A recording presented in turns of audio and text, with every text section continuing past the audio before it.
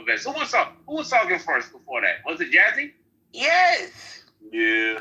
No, I'm not asking Jazzy. Well, they told you it was me. I want to say something. Okay, so let Jazzy talk. My fault. Go ahead, Jazzy. Okay, so who's outside? Thank you. Oh, these people are liars and idiots. So why you ain't say nothing when the man asked who was talking? Because he knew who was talking first. They heard who was talking. It's just a hypocrisy. I'd be letting it go because it's hilarious. Nathan, you was outside Jazzy. Yo, this nigga. Let me. No, I tell the truth, you coward. Let me just say this real quick. I just want to say this. I find it very telling. You all don't follow the original Moorish Islam. I can't deal with people. Islam is new, okay? 610 CE, right? So long story short, it says here, Muslims began converting to Islam. We already have a distinction between Muslim and Islam by saying that they converted, right? So we're not going to dig too deep into this. I don't want to get my head cut off by any Muslims tonight. Allahu Akbar, hello? I just tell you that Islam is also a fucked up shit, like you were saying Christianity is, right? No. Muhammad wasn't a pedophile. He wasn't a killer. He was a good guy. I'm almost done. You niggas followed Muhammad, which is why you were called Mohammedans. Then once the Moors went away, what happened was he kind of stole identity, right? So now you're being called Muslims, even though you're not the original Moorish Muslims. You are Islamic Muslims who follow Hadith and not Quran. Thank you. Oh my. Okay. Oh my God, Dr. Jazzy. Let me be uneducated now, because once again, this proves that once again she's reading too much white Western literature. White? What's white got to do with it? Because that's what it's coming from. Stupidity. Number one. White people are stupid? Hello? Because Muslims are practicing Islam. The only people who convert into Islam are non-Muslims. And when Prophet Muhammad, peace and blessings be upon him, came with his there was no such thing as Islam or Muslims. The people who converted or reverted were either Christians or Jews. No. The Moors were not Muslims until the Prophet Muhammad came with the faith of Islam, and it reached west and northern parts of Africa. Allahu Akbar! That was Abyssinia. Black Christians adopted Islam. And the kings of Aragon destroyed those Muslim infidels. That's number one. And number two, like I was saying, God's law, to me, trumps your westernized ideology and your feminist Trump? ideology. Donald Trump? Yes. I believe when a girl reaches puberty through her body and her mental sound in her brain that knows You a pedophile, nigga. in terms of being in a marriage and knowing what her duties entail with her husband, she is permissible to marry. You a pedophile, nigga. Also have a set. So this is why I asked the question of what they considered a child. And once again, it came through a westernized lens. You a pedophile, nigga. Sugar Belly, please, I'll pay you if you let me respond. May the Lord save you because you're a fornicator. Hold on, real quick. Would you marry a 9-year-old? No, I would not, because this time in this culture, in this society, that is not a... Oh, this culture is the reason why he won't marry a child? Hello? To answer this question, if I'm allowed to, and in Islam, it teaches us, number one, I'm trying to respond. An age gap of a young woman is not something that is a focus on. What Allah Ta'ala has told us, though, these are the criterias of a woman. And this is what must be... What is a woman? What is a woman?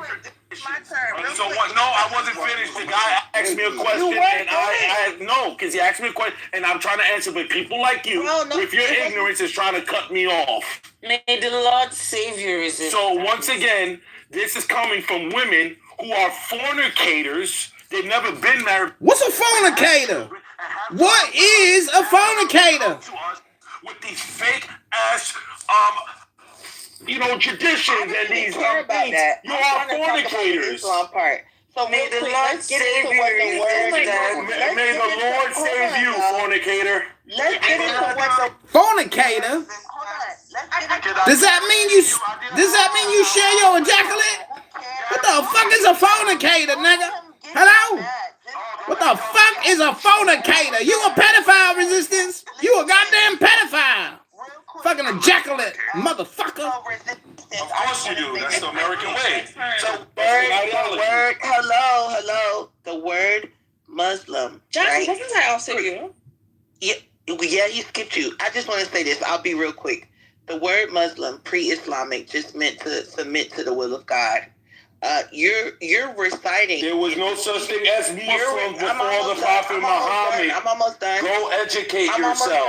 almost Being done. so emotional. You're No, reciting. stop being dumb. Let me finish. Bro, You're emotional. reciting. Hold on. You're reciting. Yo, this your last, stop cutting her off. Oh my god. Yeah, Sugar Belly, I'm almost Suck done. a dick, you fucking faggot. Be a man. Sorry, excuse me. I'm almost done. You're reciting and repeating things from secondary books, right? None of what you're saying is in the Quran. I promise you, I've read it. It even talks about the Immaculate Conception of Jesus Christ in Surah 19, right? You all should read it. It talks about Mary. It's called Surah Ma'idah. It's named after, actually, Yeah, Mary. Surah 19, if y'all want to Google it and read it, okay? So long story short, it's mighty funny that you have guys that disrespect the Prophet Jesus, but they claim to be Muslims when the Quran speaks very highly of this guy, right? And I'm saying this guy on purpose because that's what they say. So I just wanted to tell you, you guys are weirdos and you're following writings from a man, right? You're Mohammedans. You're not the original Moors. And that's all I want to say. I don't care about nothing you said about me being a fornicator. I sure am. Yes. Thanks. Okay, so excuse me. Right, She like, is a there was something fornicator. Constance guy said. Why did he go to the audience? Because you couldn't control yourself. Okay, there was something that he said, right? When he said that when you're talking about age, that you're talking from a westernized point of view, like that the idea that somebody who is under 18 is not an adult, or somebody who's above 18 is an adult. And this is exactly what I was talking about when I say that many people have some strange ideas where they talk or they think about things or concepts, that are local to the West as if they're universal. Also do the opposite. So basically they act as though because the concepts is the one that is from the West, that other people did not have such concepts, right? So in the West, yes, they have this idea that an 18-year-old is like, that's the threshold of adulthood. But all over the world, all the different cultures and societies had their own ideas of what age constituted an adult. It's not an exclusively Western concept. So for example, I'm an Igbo woman. Like in Igbo society, like they thought that adulthood started at 20 and then you weren't a full adult until you're 30, right? Now, that's a completely different conversation from whether or not they thought that marriage or sex was something that children or adults could do. So what you have like side by side historically in many societies is that you have people thinking that, okay, people of a certain age or people at a certain level are now adults. But on the other hand, you also have them thinking that, marriage and sex are things that children can participate in, right? And like my culture is an example, right? Before we got colonized and stuff, children, we had child marriage, like children were getting married, but they thought that 20-year-olds were adults. It's when you're an adult. You're not an adult until you're 20. So, for him to be like, oh, you're going by this Western idea, you're going by this Western concept, it's so ignorant.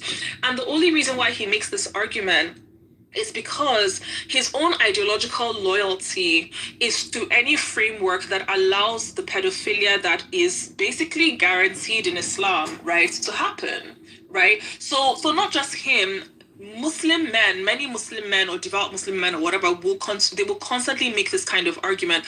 And the reason why they make this argument is because in Islam, right, men can marry children. So they don't like this idea that, people, who are beyond the age of puberty are still children. They really don't like that idea because they don't want to be called pedophiles.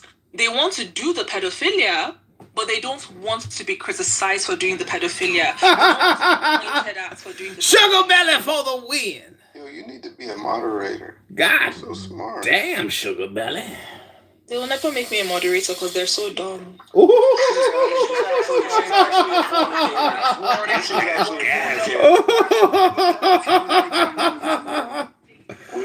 Oh my God! Oh my God! Oh my God! Oh my God! Sugar belly for the win. Conversation. I just came back, and every time I come back, it's always about fucking weird pedophilia that resistance is down for. I'm sick of this. Sexual, they fornicate with young boys. Oh shit! You're the only person. Oh shit, Lord! No, I speak to facts. Oh Lord! Coming from her West Oh Lord! and she's a fornicator, so it doesn't make sense to me. Why would someone that has no sense of godly laws have a concept for? Doesn't make any sense to me. And 12 Dude, hours. that lady literally fornicates, and she's talking about people who get married. You have to make sense to me. Fuck my wife and daughter. You're a weird fucking guy. And you're a real piece of shit. Yes, and you're a real piece of shit. Yes, we know. Weird faggots and weird. Focus on that. Because you're gay. You're gay. Anyone who sleeps with his wife. No, fuck your mother, fuck your dirty family members, fuck your kids. Hello? You're teaching them how to fornicate. You teaching your son how to stick things in his butt. You teach your son and your daughter how to stick things in their butt because you're a fornicating savage. Yes. Resistance, do you The remember? kids are thieves. They steal candy bars from the store because they're thieves like you. You're a bum. Weird. You probably converted to Islam recently. I'm gonna keep you in the audience because you're a dirty motherfucker. People like you who constantly use sleeping with children as an insult, that's all you think about. So it's the first thing on your fucking mind. And he also It says a just, he lot said about a your 9-year-old is a psychology. woman. You're a disgusting piece of shit. Woo! Go justify your pedophilia. Go justify your fucking perversions. There's space. There's a reason why you named yourself Resistance. The only thing you're resisting against is morality and being ethical. Go And fucking blow yourself up. He's resisting Blow books. yourself up for Muhammad, you fucking fat. You wanted to fuck my daughter. whipping the ass, Fuck my daughter 12 Muhammad hours was a ago. homosexual. He was and bringing up pedophile. fucking my daughter. Will continue this energy. I don't give a fuck. We should continue this energy. It's disgusting. Sorry, I just want to point out that this Yeah, I'm a homosexual with a child of resistance. No, you're a faggot and you're scared because you know you teach pedophilia. You a piece of shit that fornicates. You're a drug addict. Your whole westernized family is disgusting. Excuse me. Aisha, that This poor nigga got child had touched to as a wipe the child, bro. jizz of the That's negative. Prophet was affected. I just want to point out that Ooh.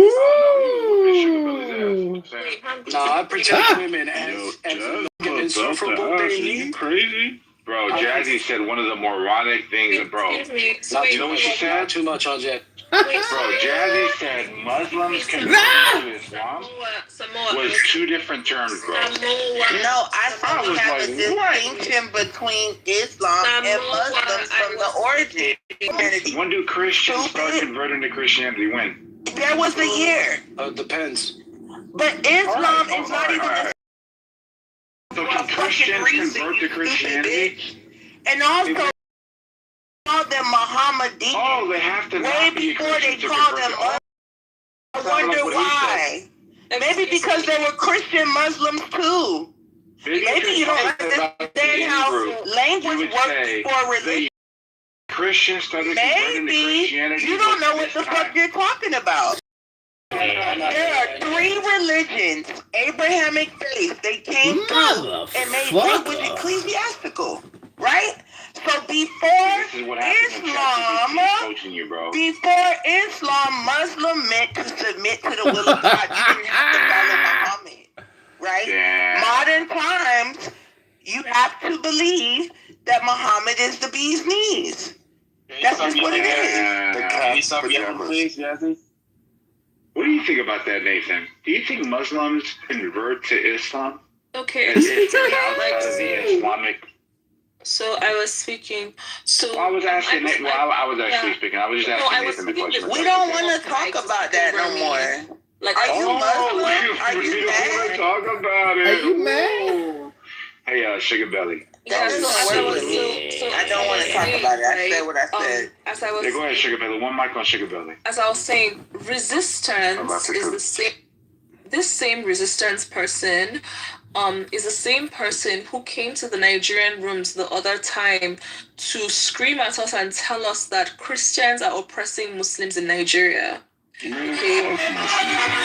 Yeah, like he came to Nigerian rooms like multiple times to tell us that that Muslims are being genocided in Nigeria by Christians. That Christians are the ones genociding Muslims. Well, he was blaming me. Sorry, what did you say?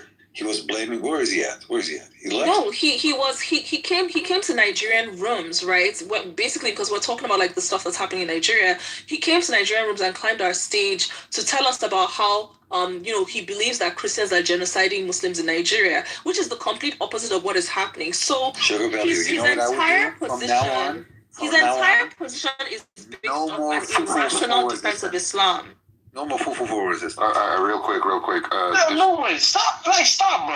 Stop writing no waves. Let her talk, bro. Like, come on. Okay. So you all up in the music video, bro, and you don't even know how to dance. Just let her talk. Yeah, so I'm just saying that you can't really expect him to have any kind of rational point, because his whole he didn't reason his way into the things that he's saying. His entire position is to ideologically defend Islam, and unfortunately, marrying children is baked into Islam, right? Things easier for you. I don't think these men in some of these relationships that they kick me. Asshole, but their guidance. Oh, the herb Debated a different way, most likely. Yeah.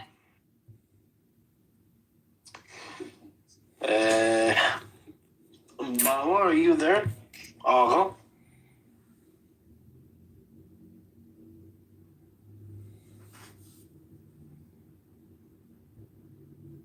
Exactly. Things away.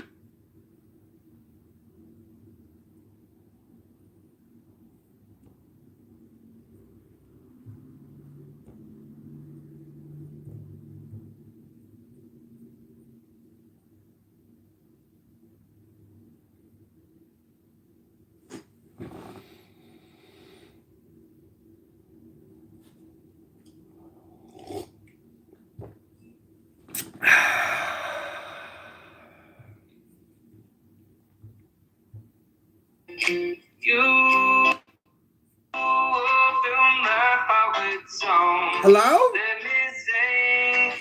Evermore.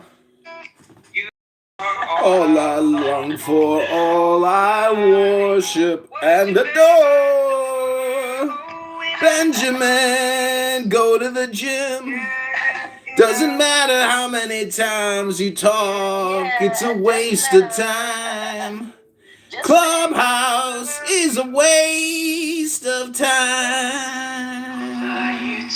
It's for Benjamin that he can play guitar on it. Kicked me. I dropped him. I had to go back and read this whole book again. Shit, don't read it too many times. Gotta keep living now.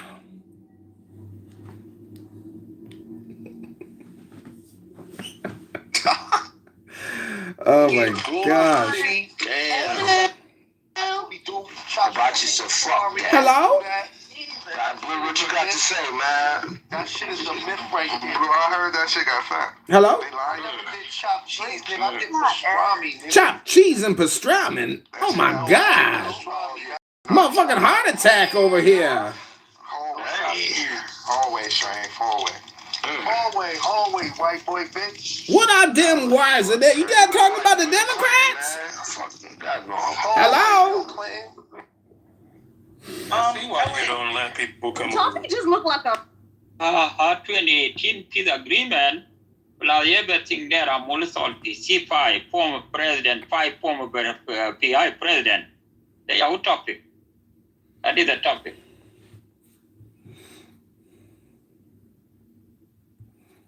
Second, besides this, but even Tay doing vertical, it's like he does movies every year, but because he did a new medium and because it's a hot medium, it got traction, and the trades are talking about this. I'm like, but you're still doing romance, and you're still doing, like, you know, Tay Diggs, the hot fucking sexy black dude. I'm like, bro, we need to put you in something like Edge.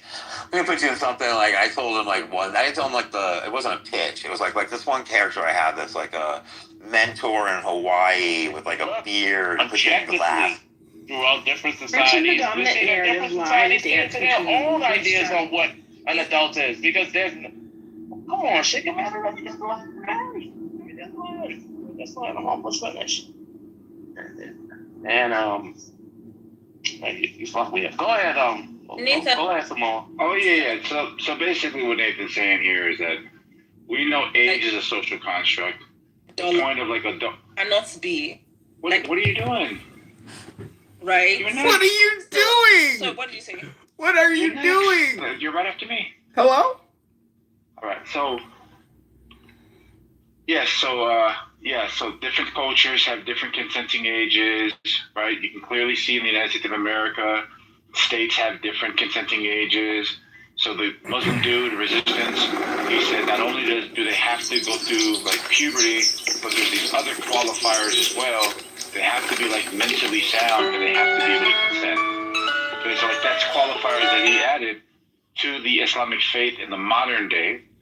And I think what Nathan's doing is he's pointing out between the motion and the act, the line that we can all agree moves around is quite similar to the parallel argument of earlier of what gender is. Don't tell me what to do. I think that's his point. And you guys are kind of like using it again. It's a pattern that you guys got to recognize. Yeah, I just don't understand why Nathan decided that he's going to pick a third or fourth time just today alone to like principle and sundry that he's $1, right? Because age is not a social construct. Like, age is a biological reality. However, age is a spectrum. That is the difference between age and sex. Not that sex is real and age is not real. Age is definitely real. Human beings are definitely progressing in stage of maturity as time goes on. That is a provable, factual reality. It's not socially constructed. Between the idea and the reality. You keep kicking me from chillism, but I got the room running on a live stream.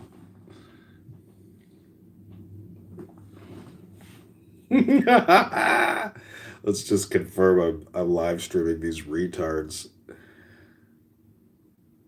Is that it? Yep, we got him. We still got him. Chillism Nathan is dumb as shit. Oh my god. Sugar Belly the little IQ clown. Oh my god.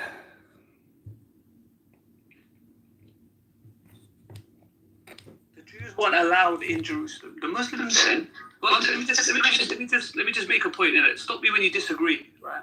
Don't start speaking for no reason. Because if we agree, you don't have to speak, because I'm speaking for you, do you know what I mean? So the Muslims took over Jerusalem.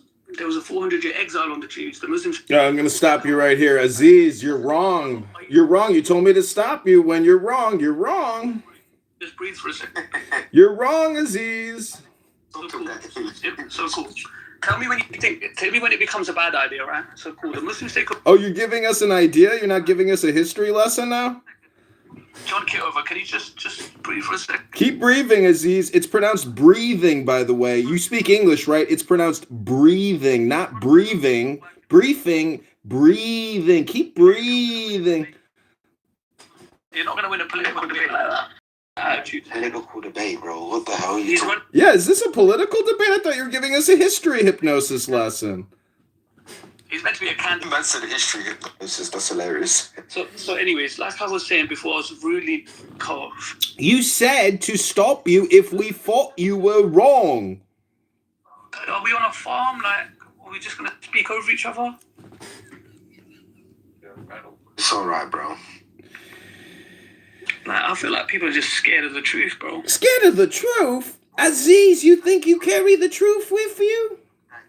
I'm not even being rude. I'm not talking. Aziz, do you agree that Islam was a?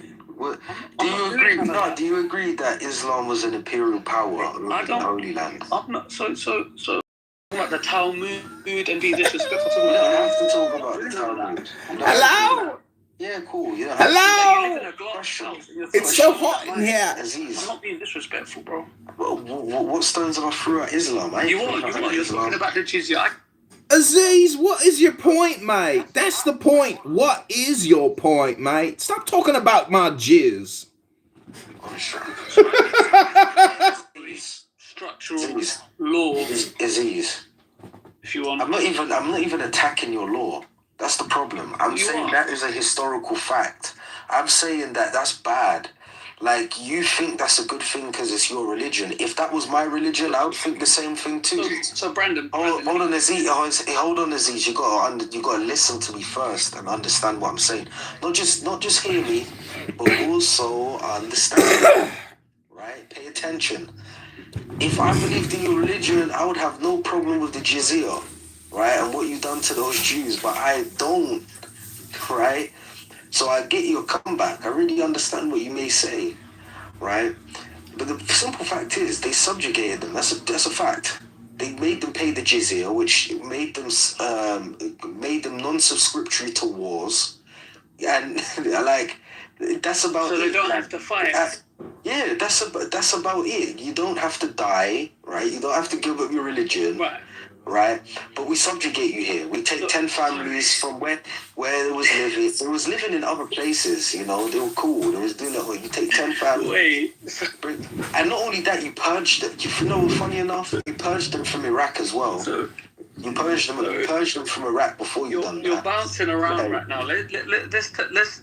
I don't, because I'm remembering different bouts. Because you made the Islamic conquest look so righteous, man, and it was just disgusting what you tried to do. Let me explain. Let me explain something. This is simple, very simple. If you lived in Jerusalem at the time, and you were a Jew, listen to this. This is about to blow your mind. You won't believe what I'm about to say. If you were a Jew in Jerusalem, you didn't go to war and you paid a... He can't really give a shit what he's got to say. Oh, my God. Oh, my God. This is unbelievable. Unbelievable. Lordy, Lordy, Lordy. Lordy, Lordy, Lordy. We're back. And we're bigger and better than ever before. Hello? Give me a second. Hello? I don't mind Still shaking in your head. Hello? You crave the final word, but don't know where you stand. You call each risk a war. You call each doubt a shame. You win a little fight and lose your own true name.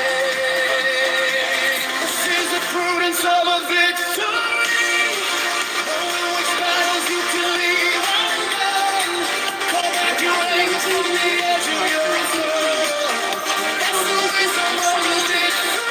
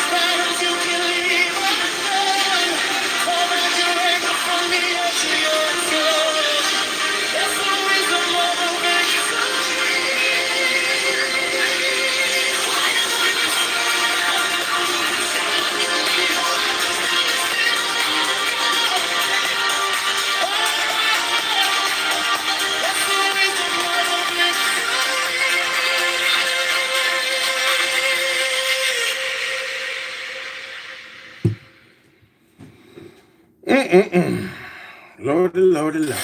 Do you know what eating banana can do to your liver? Bananas are actually edible when they're... The invocation of Horus. Strike the master chord. Draw the flaming sword. Crowned child and conquering lord, Horus, avenger. O thou of the head of the hawk, thee I invoke. My wife's not a whore. Thou only begotten child of Osiris thy father, and Isis thy mother, he that was slain, she that bore thee in her womb, flying from the terror of the water, thee I invoke. O thou whose apron is of flashing white, whiter than the forehead of the morning, thee I invoke. O thou who hast formulated thy father, and made fertile thy mother, thee I invoke. O thou whose garment is of gold, crocodile of Nile released before thee, thee I invoke. Rural Illinois hospitals are on a short list for O thou whose lamps hideth the universe with night, the impermeable blue, thee I invoke. Thou who travellest in the boat of Ra, abiding at the helm and of the sextet boat, thee I invoke.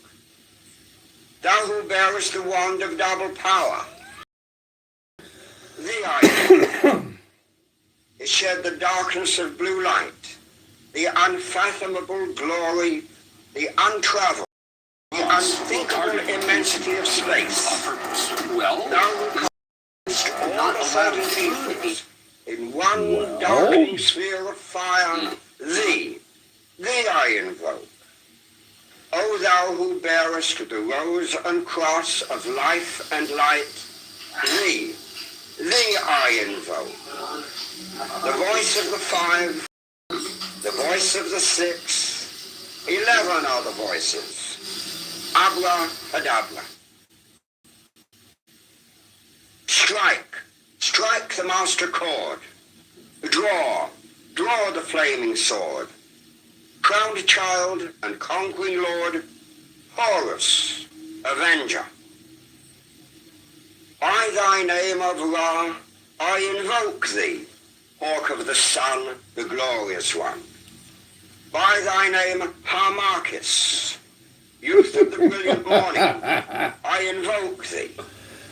By thy name, Mao, I invoke thee, lion of the midday sun. By thy name, Tum, hawk of the even, crimson splendor of the sunset, I invoke thee. By thy name, Kefra, I invoke thee, O beetle of the hidden mastery of midnight. By thy name, Hur-Par-Krat, lord of silence, beautiful child that standest on the dragons of the deep, I invoke thee. By thy name of Apollo, I invoke thee, O man of strength and splendor, O poet, O father. By thy name of Phoebus, that drivest thy chariot through the heaven of Zeus, I invoke thee. By thy name of Odin, I invoke thee, O warrior of the north, O renown of the sagas. By thy name of Yahashua, O child of the flaming star, I invoke thee.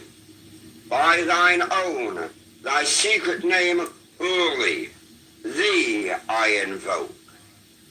The names are 5, the names are 6, 11 are the names. Abracadabra. Behold, I stand in the midst. Mine is the symbol of Osiris. To thee are mine eyes ever turned. Unto the splendor of Geburah, the magnificence of Chesed, the mystery of Da'ath, thither I lift up mine eyes. This have I sought, and I have sought the unity. Hear thou me. Mine is the head of the man, and my insight is keen as the horse. By my head I invoke thee. I am the only begotten child of my father and mother. By my body I invoke thee. Oh, you just create. About me shine the diamonds of radiance, white and pure. By their brightness I invoke thee. Mine is the red triangle reversed, the sign given of none, save it be of thee, O Lord. By the Laman I invoke thee. Mine is the garment of white, sewn with gold, the flashing abbai that I wear. By my robe I invoke thee. Mine is the sign of Apophis and Typhon. By the sign I invoke thee. Mine also is the turban of white and gold, and mine the blue vigor of the intimate air.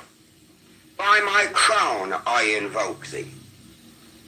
My fingers travel on the beads of pearl. So run I after thee in thy car of glory.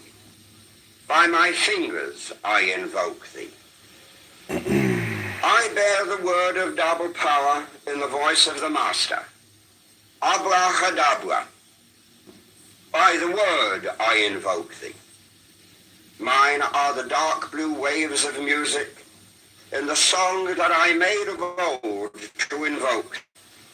Strike, strike the master chord. Draw, draw the flaming sword. Crowned child and conquering lord. Horus, avenger. By the song I invoke thee. In my hand is thy sword of revenge. Let it strike at thy bidding. By the sword I invoke thee. The voice of the 5, the voice of the 6, 11 other voices, Abracadabra.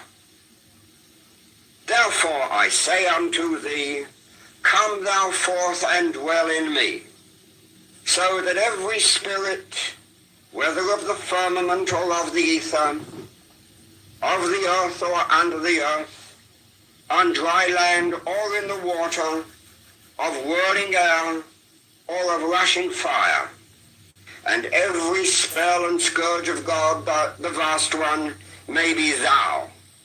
Abracadabra. Take a seated position.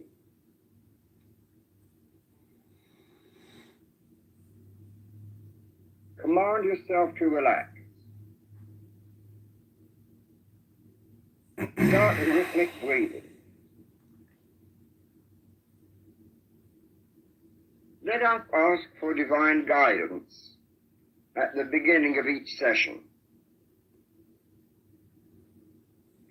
O Lord of the universe, the vast and the mighty one, ruler of the light and the darkness, we adore thee and we invoke thee. Look thou with favor upon me, who now standeth before thee, and grant thine aid to the aspirations of my soul, that I may be able to accomplish the great work, to the glory of thine ineffable name. Amen. Amen.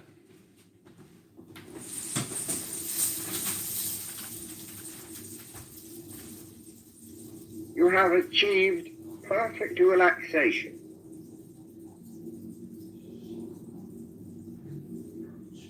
Your mind is at peace.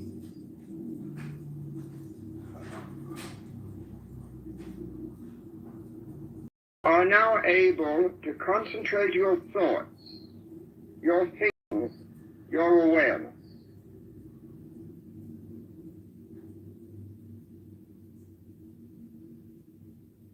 Imagine now there towers above you another being who represents your higher self, your holy guardian angel.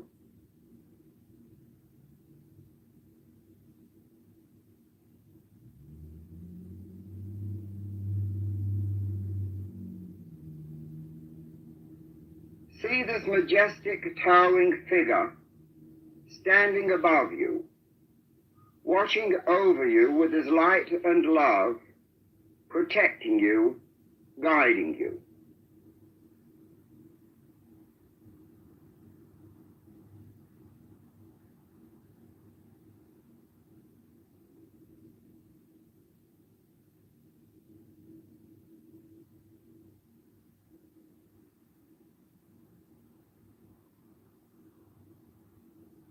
With each breath you take, you aspire and yearn to be one with your angel.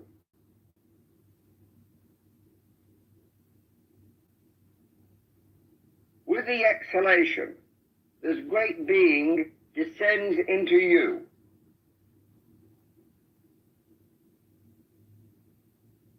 You and your guardian angel are becoming one.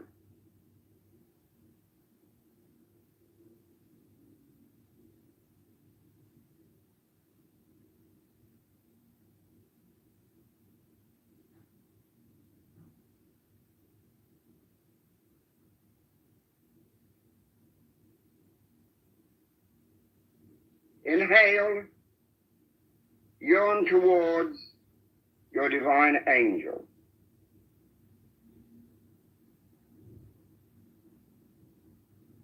Exhale, he descends and occupies your being.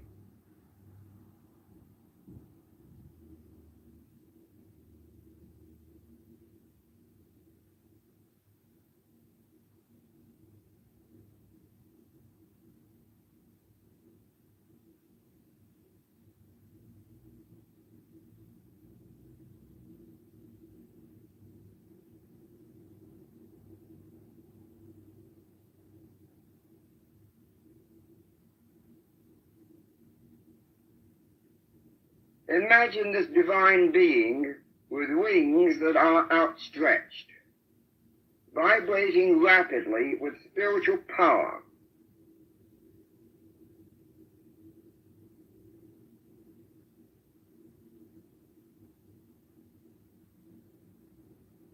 He stands above you, benign, gracious, beatific.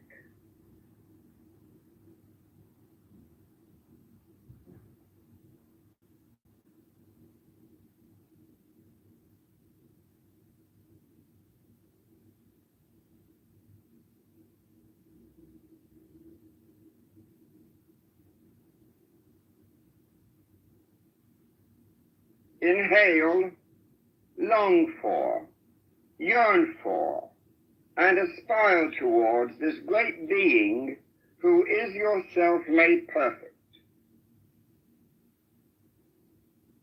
Exhale, imagine and feel this divine spiritual figure descending, occupying your body, your mind, your soul.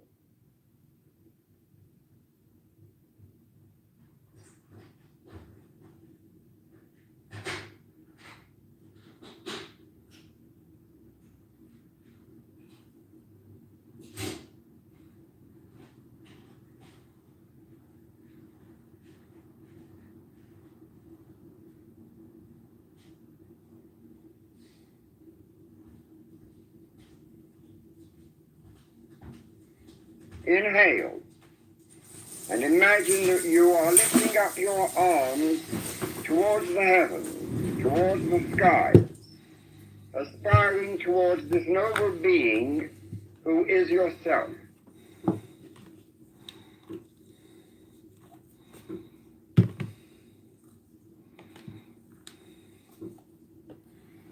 Exhale. Feel the air going out of your body and your higher self, your angel, descending into you.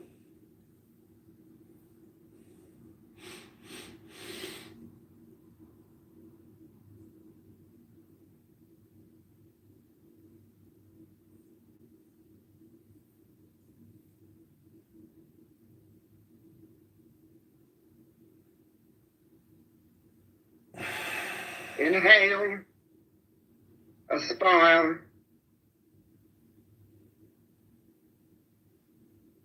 Exhale. You are one.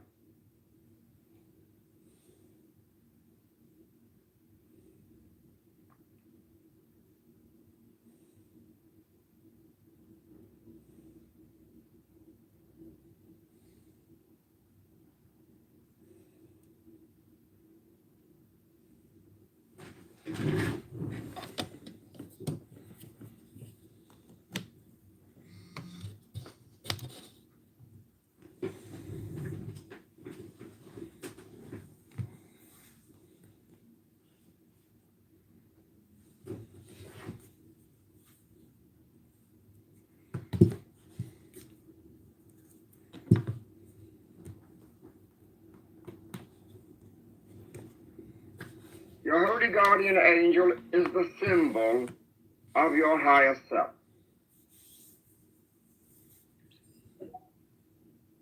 Hello? Can you see this? This is like a shadow band test, I'm pretty sure. Imagine and visualize him there, as he always is, ready to help you and guide you throughout life.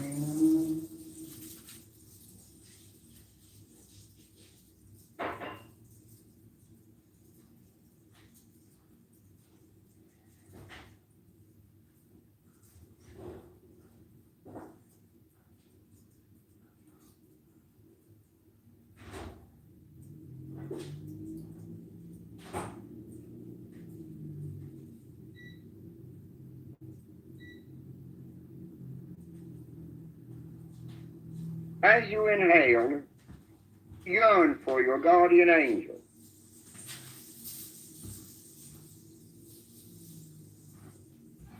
As you exhale, feel your angel coming down, occupying you, filling you as your breath goes out.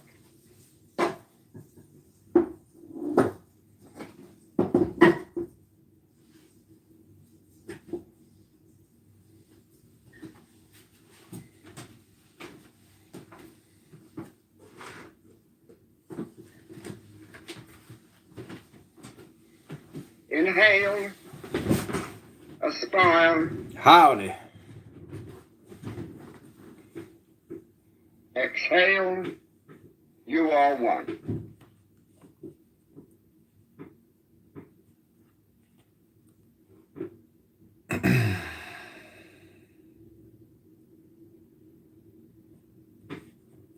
This is a breathing meditation. Brought to you by candidate John Kitover. Take the deepest breath of the day.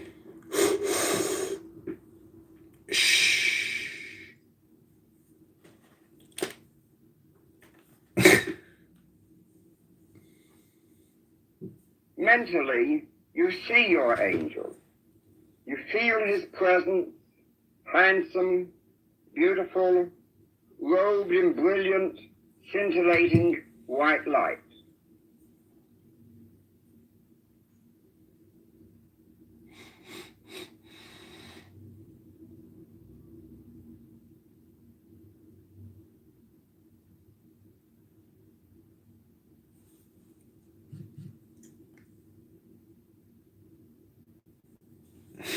Inhale, aspire. Exhale, you are one. I am one.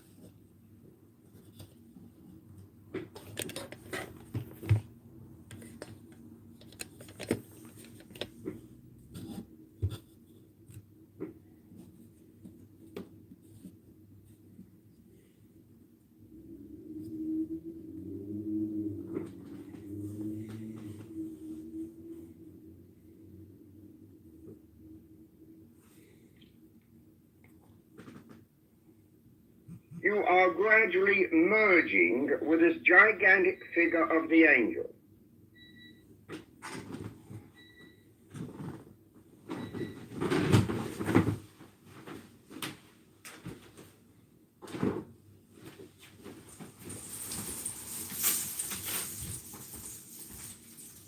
This is your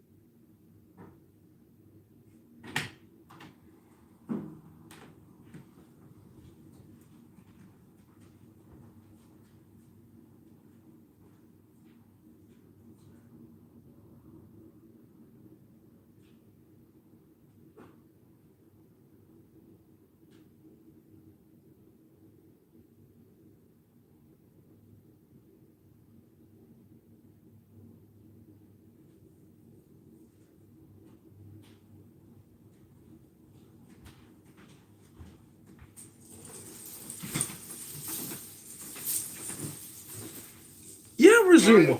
How does it know when I'm gone? How does it know? Desiring to be with you, and you to become united with him.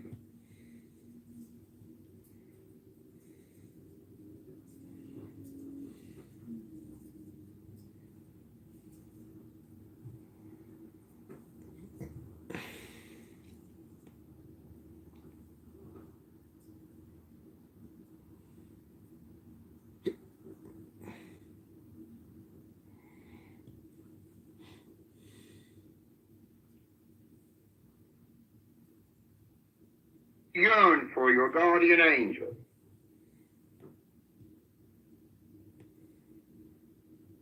You and your holy guardian angel are one.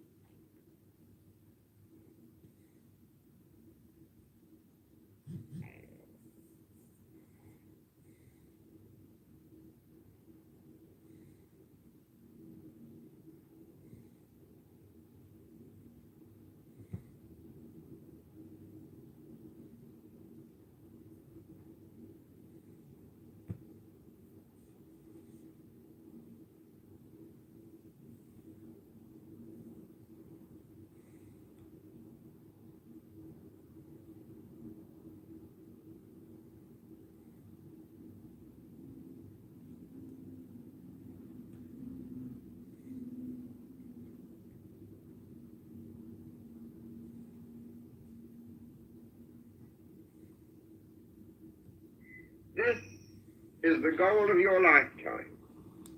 This is the great work.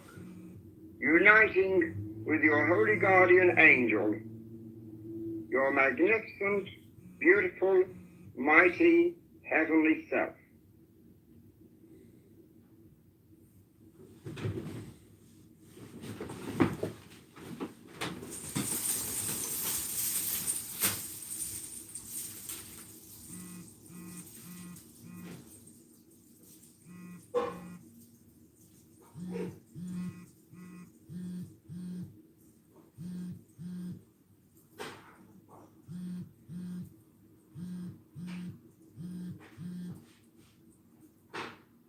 Meditate quietly.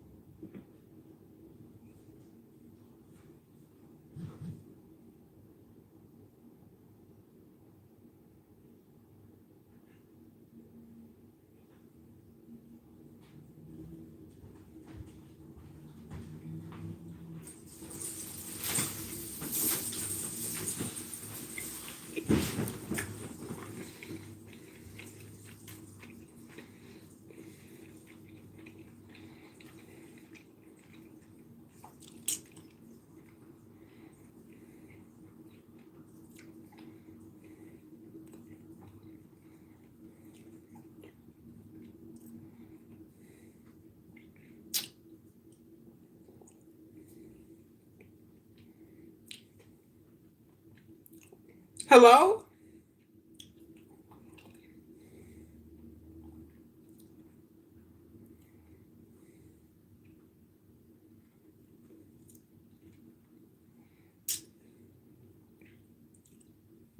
Hello? Hello? Hello?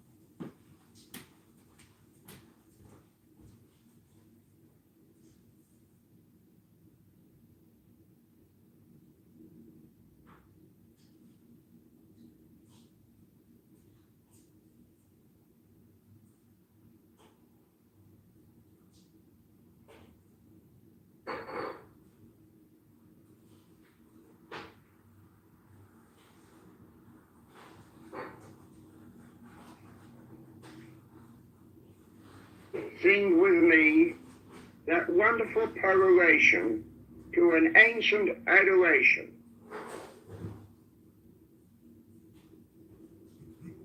I am he, the bornless spirit, having sight in the feet, strong and the immortal fire. I am he, the truth. I am he who hates that evil should be wrought in the world. I am he that lighteneth and thundereth. I am he from whom is the shower of the life of earth. I am he whose mouth ever flameth.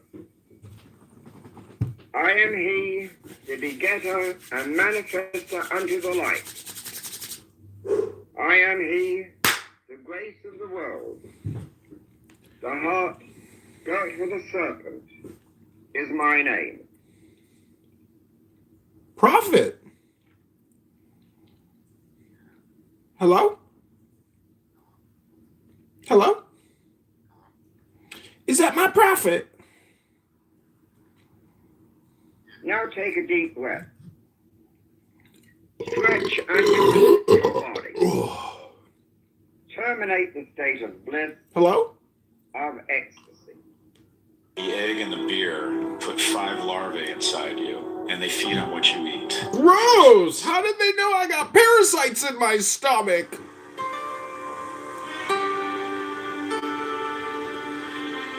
How did that YouTube ad know that I'm having a beer and I got parasites in my stomach? From the eggs.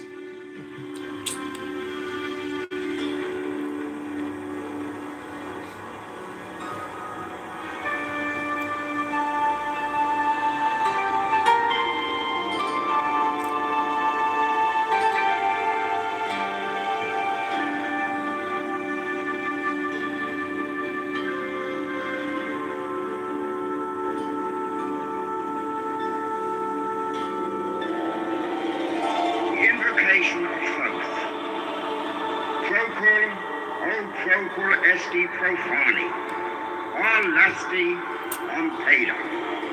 In the name of the mighty and terrible one, I proclaim that I have banished the shells unto their habitations. I invoke Tahuti, the Lord of wisdom and of utterance, the God that cometh forth from the veil. O thou majesty of the Godhead, wisdom crowned Tahuti, Lord of the gates of the universe, thee I invoke.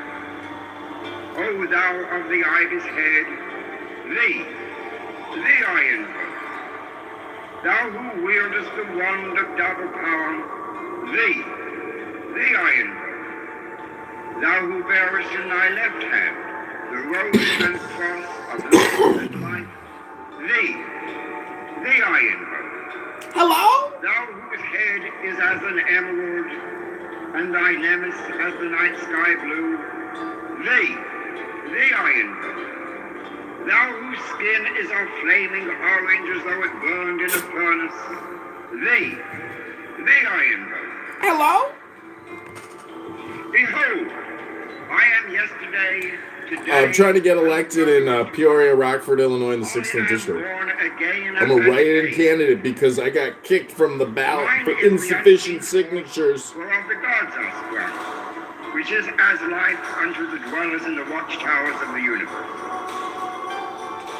I am the charioteer of the east, Lord of the past and of the future. I see by mine own inward light. What the fuck? Lord of resurrection who cometh forth from the dust, and my birth is from the house of death.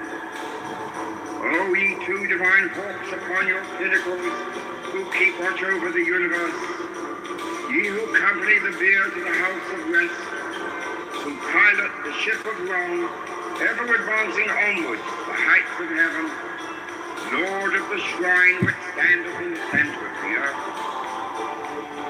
Hey, CM! Hey, CM, how's it going, CM? What are you here for? Are you here to just check out to see who I'm listening to, or is there something you want to say? But, I got kicked out of every room, but you know what, Sam? I'm recording every room. I've got a lot of phones going right now, and it's incredible. Like, they're the dumbest people I've ever heard in my life. Stream the Kameni room? Which one is that, with Matthew? What, you got kicked out of there?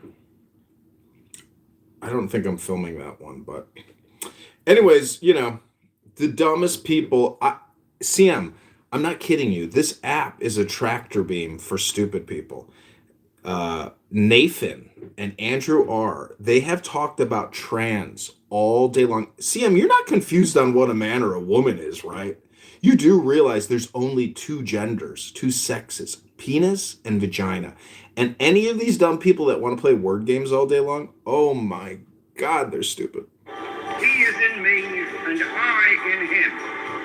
Mine is the radiance wherein the path floats over the firmament. I travel upon high.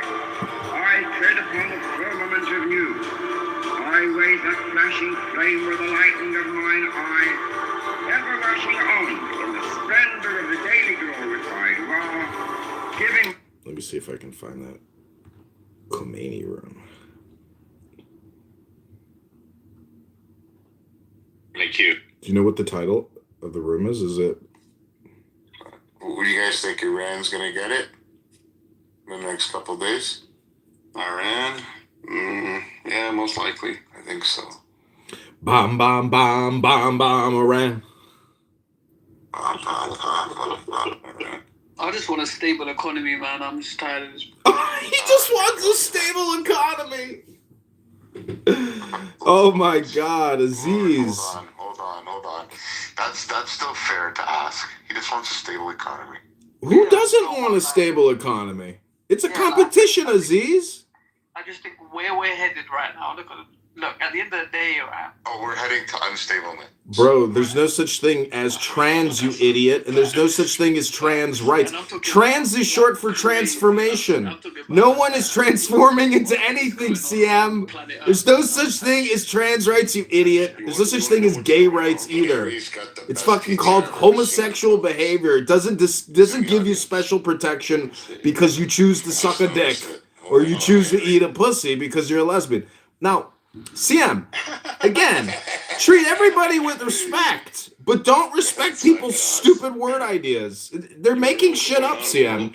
It violates the laws of nature. That's why they do it. No, I know what's going on. I know. Oh, I really hope America does. I can wake you up to the truth. So we are being governed by transnational capital. Trans? We're governed by the trans? That's a fact. What is trans? Does that mean transformation? It means, I swear to God, bro. I swear to God. You swear to God? I feel like the truth is going to be too much for you. It really... All I'm going to say is this, Aziz. The word conquest. Conquest. Crazy. You know, the thing is, none of this really matters. I'm just hoping for a good economy. Right. Facts. Aziz, why don't you try to enlighten us and tell us what the word economy even means to you?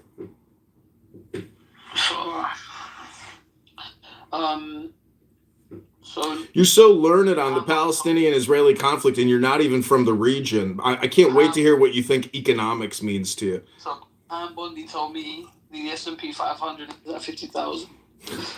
And, but it's all... Hey, bro, all seriousness aside, did you guys watch the Pam Bondi hearings? That was crazy, bro. It was fucking the best thing I've seen. That was If somebody can link that, bro. please. There's this thing called YouTube. You just search it. You go on YouTube and you type in Pam Bondi hearing, and that's how you find it. All right. Hello?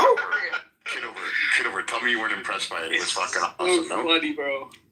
Alright. Oh shit, 10 hours ago, 15 hours ago. This is fucking new. No, it's fucking, and it's like 6 hours long, bro. It was fucking awesome. It was so, hey, do you know the funniest bit was when the guy... Is she like a stupid bitch then? Hey, yo, watch it. Just watch it, bro. Just watch it, bro. Alright. Wait, which one was this? When the black guy was talking to her? It was like last week. Yeah, man. Well, she's so dopey, bro. And Bondi told me it's true. She's a lawyer. She speaks to a lawyer. She's like, you're not even a fucking real lawyer. She says it under her breath. Like, she's so mad, bro. Well, she's like a little child, you know that? She's like a brat. Did somebody step in something? I smell something. Can everybody check their shoes? Did somebody step in some dog shit? Oh, never mind. That's just resistance. My bad, guys. He was saying that you can marry and have sex with a girl that just had puberty. Isn't that amazing? Shut the fuck up, you pedophile. What brothers is it? Come on, man. Tell him again, man. Nah, I fuck with my brother. That's my brother, man. My bro, you're a legend. You know, you do realize that when That's cap. Pam Bondi, when she... I have evidence. I have paperwork. Listen, Pam Bondi, when she... when she was talking to Rasklin, and she's like, "You're not even a lawyer anymore." Yeah. Do you realize that? Do you realize that Jamie Rasklin, aka that hair plug Democrat, a piece of turd? Do you realize his son, suicided himself because of his father? Crazy. I mean, there's a lot of tragedy, but they don't really care. If you're a psychopath and one of your family members offs themselves, well, that's just part of their plan. I mean, Aziz, you do realize you're on the wrong side of history, right? Like, your opinion, your worldview is totally fucked. Like, people on this app are literally wasting their time, and it's unbelievable how much time you've dedicated to Israel and Palestine. You should get a fucking trophy because you're that stupid. You should get a stupid person trophy. Well, you know what it is. At the end of the day, yeah, you might be right. Maybe I'm not on the side of transnational capital and Moloch and and those guys, Baal and those guys, right? You might be right. Like, maybe I'm not on the side of the Clintons and the Satanist devil worshipping technocrat elites. Maybe I'm not. Maybe I'm naive. Maybe I don't know how the world works. Maybe you do. Maybe you know something I don't. Maybe Larry Fink is morally superior to me. Maybe you're right. Maybe BlackRock and Vanguard and all the fucking technocrats, maybe they are just morally superior to me, Lord. Maybe you're right. Maybe the reason why Rome fell and fucking the Mongols fell because no one stormed their gates. Why did they fall? Maybe you have the answers. Maybe I don't. Maybe I have. Maybe I don't. Maybe you don't know shit. Maybe you don't read a book. Maybe you don't even go to the gym at all. I don't know what you do with your life, Schmucko, but let me ask you a question. What year is it?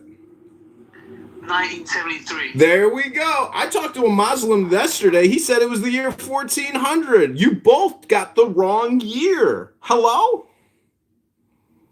Yeah, but you're American, bro. But bro, you're American. What does that mean? You should be back in Somaliland, robbing a pirate ship or something, and making a Tom Hanks film. Hello? You're literally American. Like, you think that red team, blue team politics is the answer. Like, you don't even know that you're being subject to lobbying and vampiric banking systems that are pulling your little heartstrings every season. You think because there's midterms that, maybe we'll figure it out because we get to vote. Like, you don't even know what the fuck is going on. Hello? Wait, hold on. Do you know what made me laugh? What? Like, Donald Trump, yeah? Mm-hmm. He was on the aeroplane, Air Force One. You know what he said? Well, you got food in your mouth? Brother. No, one fucking second. Brother, clear the fucking food from your mouth. You want some? Stop eating and talking at the same time. It's rude. Okay, 1 second. Jesus Christ, mate. Donald Trump said, yeah, that he has been acquitted from Jeffrey Epstein's trial. Mm-hmm. He's not even... bro, come on, man. Bro, come on, man.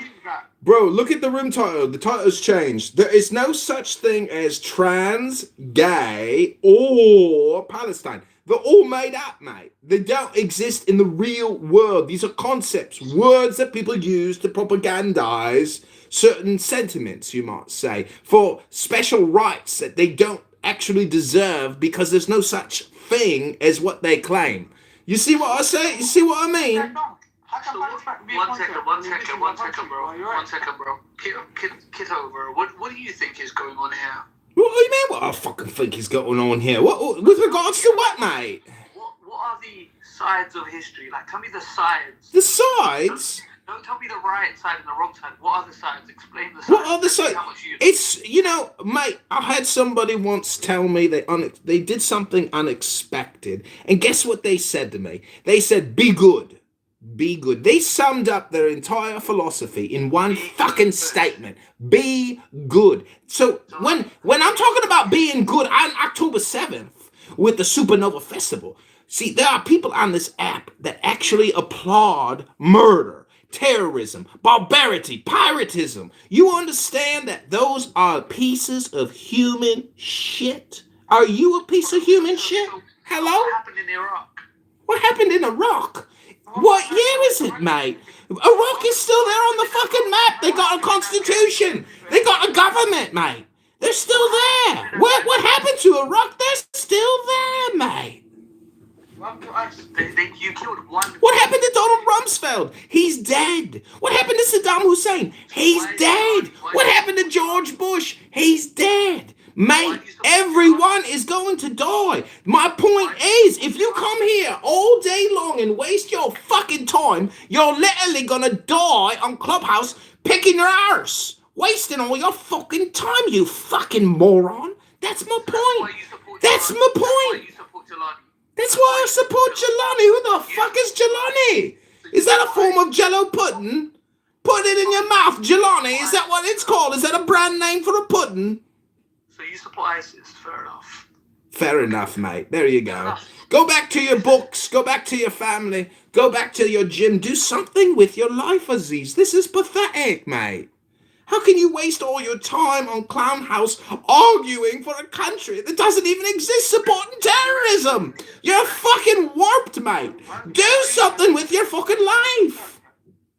You're actually an idiot, like, you don't even know. You sound like a New York guy that is so fucking freaking cool, dude. Thank you, mate. My point is, these booty hole pickers who come here and waste all their fucking time fucking sitting here debating a country that they're not even from. It's like you got some kind of vested interest. It's like you care about something, but it's the wrong thing. You should care about yourself. You should care about your well-being, mate. Hello? Can you hear me? Hello? Can you hear me? Hello? Hello? I'm not trying to get your vote. You don't even live in America, you fucking wanker. I'm gonna vote for some damn Israel. No, you do realize it's only because of white charity that you're even in the country you're in. Man, hey, listen, I said 3,000 years ago. Listen, you dumb fucking African export. You're lucky you're even in the country you're in. You're only there because of charity. Your whole life is because of charity, mate. You're lucky you live in the country you live in. Hello? How that medicine taste, boy? Can you believe all those British soldiers went to Europe and died fighting in World War II so pieces of shit like you could come in their country and sit there and complain all day long on the internet? All those poor bastards that died. Fucking Ohio Beach, Omaha Beach, died for you so you could come on Clown House and complain all day long. Oh! Mommy and Daddy didn't raise you well, eh? Didn't raise you with an education, eh? Honestly, he's got a point. I got a point. Man, he got a lot of points. Now, my pastor got a lot of points. He told me them kids gonna die. I said, Pastor, we meant to be Christian. Now he said, listen, I love me some Israel. No, man, we're gonna send them guns and bombs. Goddamn, I said, Pastor, now, what about Mary? Ain't they from there? Ain't Mary and Joseph, ain't they from Israel? I said, I don't give a fuck about Mary and no Joseph. I don't give about Black Rock. Man, I don't give a fuck about no accent, right? Listen, mate, I'll get up every morning, I'll pray to Black Rock. What do you pray to? Isn't Black Rock in Mecca? Aren't you a Muslim? Go to Mecca and worship your Black Rock there, not on Wall Street. Mary and Joseph, man. I'm a super pastor now. Gonna get me some Raytheon stock now. Don't give a fuck about no Mary and Joseph now. Hello? I'm trying to get me some damn Israel, know what I mean? Tel Aviv. What's it like being on an Interpol watch list for being a possible domestic terrorist disease? I'm a pastor. I don't even believe in God, man. I don't believe in that bullshit now. I'm just... Let me help you get back to the purpose of life, Aziz. Silence, my friend, silence. Silence yourself and go accomplish something. You can't come to Clown House every day of the week and sit here and talk to El Normo, can you? That's not gonna help you with your career. That's not gonna help you with nothing.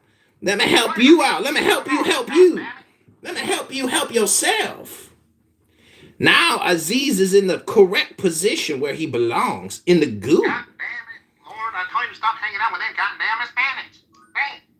So, in conclusion, a lot of people come here to talk their shit, to waste their fucking time because they can't figure out what to do with their lives.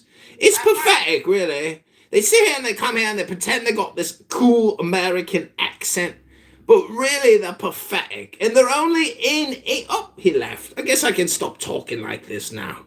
Bye, everybody. Oh, that was a tag team. That was Aziz's tag team. Did you see that? That was his tag partner. Oh, my God. Wow. This has been fun. Richard, There is no such thing as trans or gay or Palestine. I'm sorry, but they just don't exist. They're concepts. And people on this app the whole day, they spent the whole fucking day arguing, what is a woman? Oh my God, help us. Oh, help us, Lord. People are so stupid. It's unbelievable how much time they wasted talking about what is a woman. Oh. Dude, this fucking debate has been going on for like 2,000 years. Like, people expect it to solve their own clubhouse. Oh my God, we got another one. Hello, Calais. Welcome, Calais. Oh, you only gotta be smart. Look at all your karma points, Calais. We got a medal. Got a lot of karma. So what's the debate about? The debate is whether or not you waste your time on Clubhouse. Do you? Not me. Hello? Do you? Yes, yes, I've definitely wasted a lot of time on Clubhouse, but I have actually in the past 24 hours I've come to quick in and out. That's what she's all about. In and out. Goddamn it, Bobby, I told you to get that goddamn propane out of Clubhouse. Somebody told me today that I was a douchebag, and I was like, you know what? Maybe I am a douchebag, but that's okay because I'm new Johnny. New Johnny could still possibly be a douchebag, but basically at this very moment, I've been kicked out of just about every active clown house room. But guess what? I'm secretly recording every single stupid room onto YouTube, and they. Oh, you're that guy. Yeah. They think that they can like kick me and like it, but this is the best part, Richard. I have figured out a way now where I can record these morons, but I don't actually have to listen to them, which is the real pudding. Because now I've completely blocked off. Like Aziz was talking about the walls of history. Well, guess what? I now have walls and I can't hear these people, but I am recording them. And that means I have achieved my final goal. Like, this is it. There's, I win because they will be here for years talking. Dude, I want to ask you, how the hell is the freaking YouTube channel going? Like, are you getting any subscribers? Can I go to your live right now? Yeah, just type in John Kitover and you can go watch terrorists actually saying that October 7th was legitimate, was a good thing. It was a military, they claim it was a military operation. They don't even say it was terrorism. That's the type of assholes we're dealing with on this app. And the worst thing is I've come to the conclusion that even entertaining these people in conversation is a total waste of time because they don't come here with respect. They just, you see, this app is the worst thing ever created because it allows people to literally be the worst that they can possibly be and get away with it. It's horrible. Dude, I'm seeing you have 1, 2, 3, 4, 5, 6, 7, 8, including the one I'm looking for, YouTube channels. What the fuck? Oh, there's more than that. There's like 50 YouTube accounts. But right now, I actively have about 16 phones live streaming 4 different clubhouse rooms, including this room and my ball dome in my other office. But I have 5 actual recording studios now, recording Clubhouse. And the most amazing thing is it doesn't stop. As soon as I get up, and the coolest thing is I figured out a way that as soon as the room closes, my auto clicker immediately opens a new room so the live stream always has content. But the thing is, these rooms go all day. 24 hours, they never stop. People will sit. See, that's the scary thing and the sad thing is that losers will sit there the whole day talking about what is a woman the whole fucking day. And it's like, I can't believe it. The whole fucking, from as soon as I got up to now, they're still talking about the same topic. The fuck? Pepe here in one of the freaking thumbnails. Pepe's on you. Oh, no way.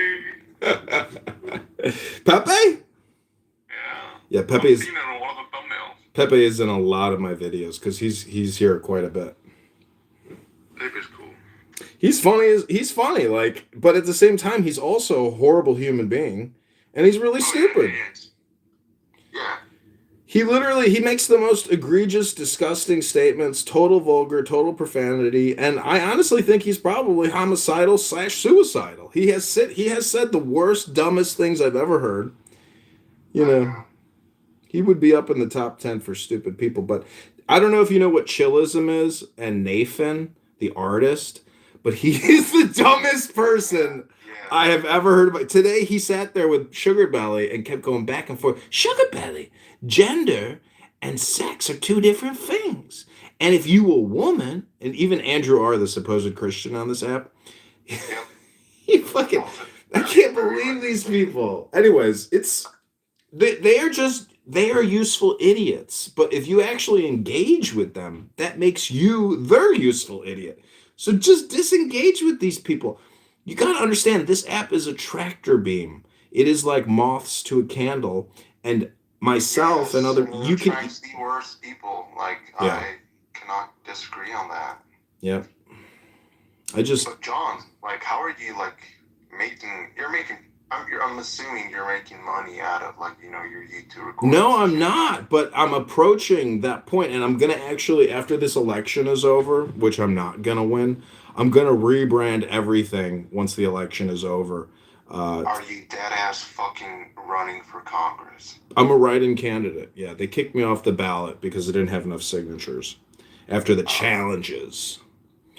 But you realize that it is almost impossible to actually get on a ballot, because when you run, you have to get signatures on a petition, and every single signature can be challenged. And guess what that means? You have to go to their home and get a second signature and get an affidavit that they signed your first petition. So they can kick anybody off at any time. It's very difficult to get on a ballot because the lawyers and the judges and all these other people who aren't even like running challenge you and they kick you off. It's a racket, and it's unconstitutional. It's a scam. It's a that's why we have the problems we have, because we keep electing these fugazi liars that just lie. They never say one truth. Tip of the iceberg, John. Oh my God. Tip of the iceberg. It is the tip of the iceberg. It is. It's the tip of the iceberg. If you keep going lower, I mean, it gets even worse. You get the Maria Abramoviches, the spirit cookers, and Bill Clinton and Hillary Clinton and Wiener's laptop. Do you realize that Huma Abedin married George Soros' son, not because she loves him, but because she's blackmailing him? And he's the dumbest schmuck in the world. He takes photos with all of these celebrity politicians. This dumb fuck has created, if you look at his Instagram, you basically know who every enemy is. Anybody who associates with Alex Soros is the enemy. And even people who don't want to take photos with him, they're always like, I'm not sure I want to be in your selfie Instagram account. Anyways. Dude, John, like, if you go down the rabbit hole deep down enough, like I went, guess where you're gonna find yourself at? Here. All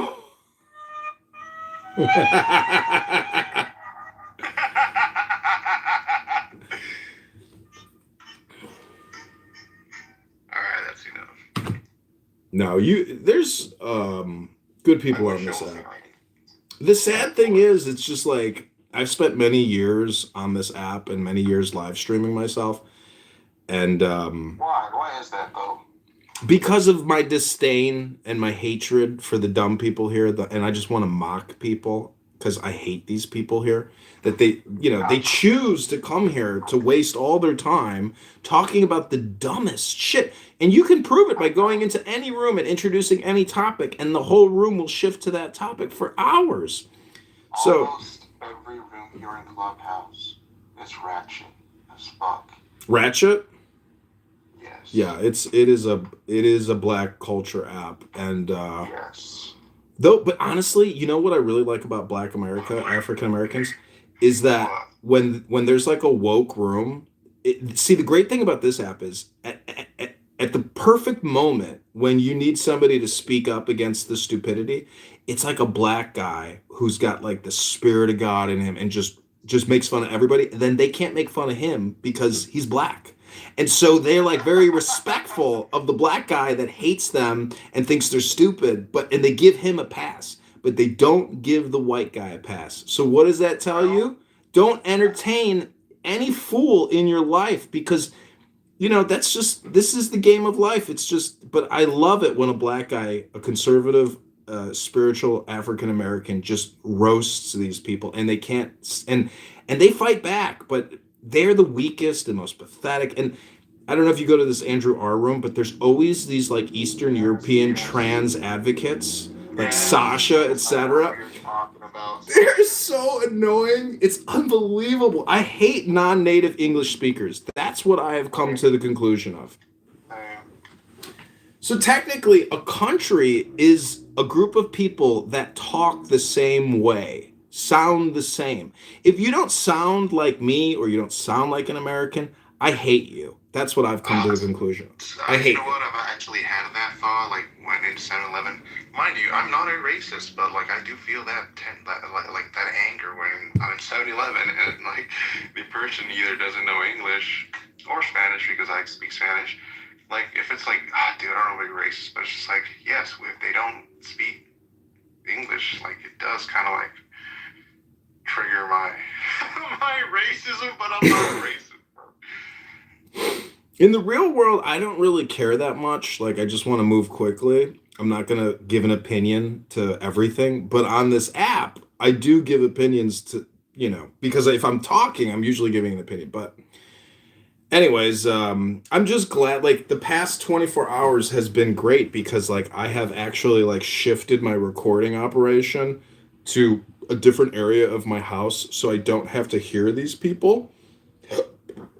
But I find myself still checking my phone to confirm that the live stream is still running, because a lot of these people get smart and they try to play copyrighted music on me, and like that will kill my YouTube channel.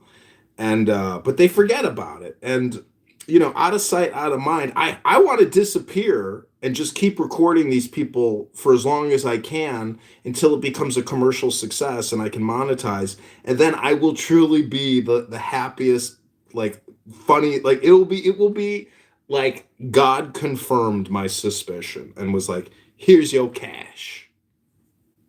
How long have you been doing this for, though?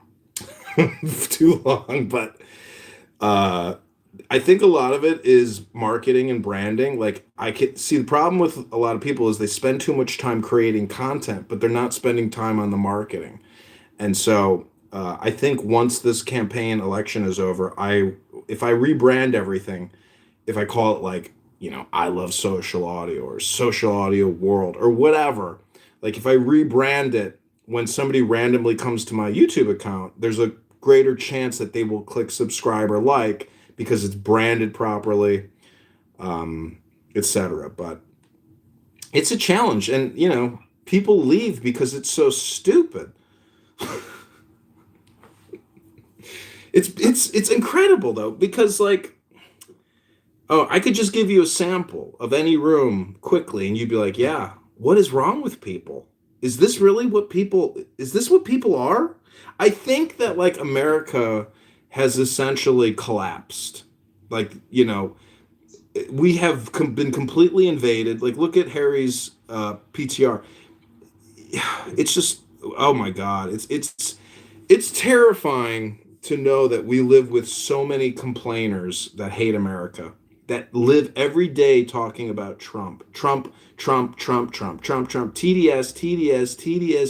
Like, that's all they have. That's not what leadership is.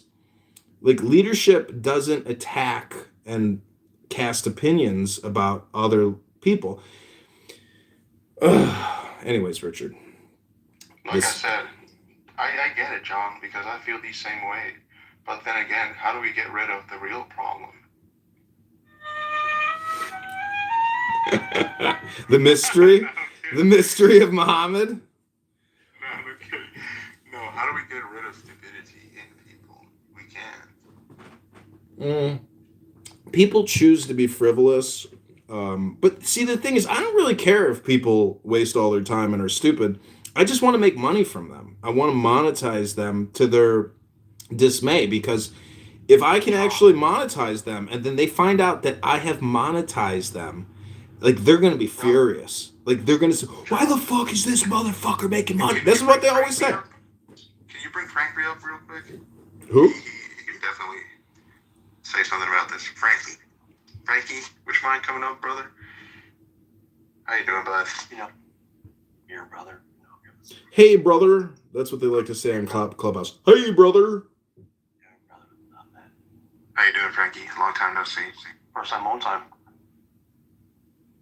Doing good, Rich. Doing good, brother. Listening in. Love a good rebrand. I've been at the comments actually. I just rebranded about like July. And before that, I had the company for like 5 years. So much more happy for doing everything I love with it. And you're right. A lot of content distribution, but just putting out the content. Well, where's it going? Who's it going to? How are you getting out there? How you get what? Let me give you a little chicken nugget here. Desert Martini. Thanks for having me, by the way. Garlic.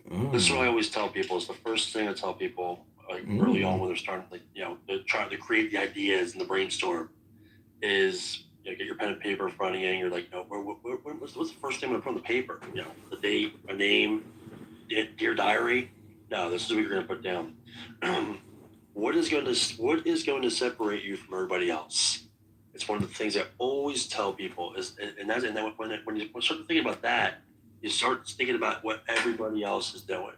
Now, what everybody else is doing, a majority of the time is, some things that will have to be done, whether it be just social media posts, stuff like that. But what are we putting out there, and who are we getting the eyes on? What are the hashtags? I mean, I do things a little differently, like with like besides like social media posts like that, like the podcast that I have, very popular. I'm very grateful to be able to have a really good platform to where the marketing kind of I don't want to say it does itself, but it took 4 years, 4 or 5 years in order to be able to rebrand into something more successful than when it was like officially launched. Because being so involved, when I'm involved in the hockey community. Playing 20 years. I was right with the NHL for a few years. Through the photography, shooting photos and flyers, and then just building those connections within just a business mindset. You wrap that all into one, and that's where Chirpin Pugs Media came. And you see my picture right there. That's the first team that we put in, Chirpin Pugs hockey team. It's all within the brand. So they're like even just marketing from just wearing a jersey. And what we do for sponsorships and marketing, especially with the showcase that we have coming up in June, shout out Hollydale, Ice Arena. I think about these kind of things because it's hard, dude. It's hard. I mean, the content is actually the easy part once you have the vision, the different things that you're doing, and but getting it out there and doing different things of getting yourself out there. What we do is we'll throw like a logo. I'm doing an email right now. So one of our new sponsors for the showcase, we have our logo going on one of the jerseys. I mean, the players are gonna wear. So, and then plus we're doing photo work, video work, and for that company, for that brand, she's a real estate agent. She's a good friend. She sold my old house, and then we bought this one. She did a little double doozy. But she does little videos and stuff like that. But then when her and I were talking, she's like, "No, I love that idea. Put my logo on one of the hockey jerseys." Now you're going into a world that she's not necessarily involved in, but she's gonna have a different set of eyes on her. My last real estate agent that I actually did work for, that I actually brought in and did sponsorship with her. I locked her in for 4 months. Dude, she sold 3 properties. I mean, don't get me wrong, because I also work in real estate too. So, with all that being said, love a good rebrand. If you're thinking about it, you got then you're gonna do it. And what I mean by you're gonna do it is you're already thinking about it. The juice is already flowing. You're gonna start getting those ideas down on paper, and all of a sudden it's all just gonna come. You're gonna be like, "Holy shit, I have a brand in front of me." If there's anything, and I'll just throw it out there. Hopefully, I'm sure Rich will vouch. I always try to help people and guide people whenever I can. Same to you, Lord. Obviously, just so you. Thanks, yeah. Don't hesitate to reach out and we'll brainstorm a couple ideas. I'll bring in the StreamYard. We'll do a little virtual, and and we'll just bounce those ideas off each other. And I think it was some insight. Remember, I mean, Rich has been in the stream before. We've had a little conversation and just bullshit, of course. But yeah, dude, I love a good rebrand. If there's anything I can do to help, don't hesitate. Yeah, by the way, good thing Rich was in here because I came in because Rich was in here, so I guess it worked out for all of us. Big daddy Rich. Big daddy. A smile, a sign with a little flow of hair. Good God. that beard is actually the picture. Look in the mirror. But my guy. But yeah, man, whatever I can do, dude, I'll give you my. Well, click that link above. That's a YouTube account live streaming Chillism right now. And, you know, you actually have a category, which is a sport called hockey. I have a category called retards. I find retards on Clown House. That problem with the thing is, you got an industry, you know. I have basically found brain rot, and it's very difficult to monetize brain rot because, first off, everything that people say here is so vulgar and profane, it's almost impossible to monetize it. So you got to be very careful of what people are saying, otherwise YouTube will give you a community guideline strike and take you down. So what you just did right there, what you said, excuse me, talking about the old dumb heads, and talking about them and stuff like that. Well, people love drama. I mean, I'm not sure what your your concept and the YouTube channel and what we have going on here, whether it's politics or whatever it may be. Just talking, just gossiping. Like my hockey show. Yeah, I would talk hockey. Keep in mind, I don't talk NHL, so I have a sport and stuff like that. But I surround it around like the local hockey community. So back when I was a writer, sure. I mean, that helped grow it, and I still have support and stuff like that, like connection, but more or less on a connection base. But the people that were showing my shit, watching my stuff, or reading my stuff when I was a writer. Not saying that they're long gone. I'm sure they still follow the show and stuff like that. And that's why Bugs Media, I actually opened up a blog portal on this site to finally get back into that swing of things with writing. Because once again, get some sponsors and stuff like that. Now you got the logo on your articles, and you never know what can happen. But yeah, man, just talk it up. Even if it is a little controversy. When I first started my show, it was the Frank the Tank show. And it was kind of based off like a Jim Rome is Burning with that one-man show, hot take, debates, little controversy, just not caring, arguing with the audience respectfully, good debates, and that's kind of what really grew it. And dude, if I look at my block list right now on fucking X, my God, I remember I'll give you a short story about like the fucking Stugats, the fucking idiots out there. I wrote this when I first got into it. I got into it like I can't remember exactly what month it was, but February was coming around, and Black History Month, and I went to cover, some African American players that played hockey with the Flyers, and I covered them. And one guy was Ray Emery, who was Canadian, so I refer to him as an African American in the article. And let me tell you something: this lady fucking chewed me out because I didn't call him a Canadian American, and I called him an African American, and she fucking tagged every station around, dude. I was like, this idiot, this little Is that better? idiot. Is my head still shining? Tagging me for it just made no sense. But just the people out there doesn't fucking like dum-dums. You just take advantage of them, but utilize them. Just go back and forth with them, dude. You know what I mean? A question for you though.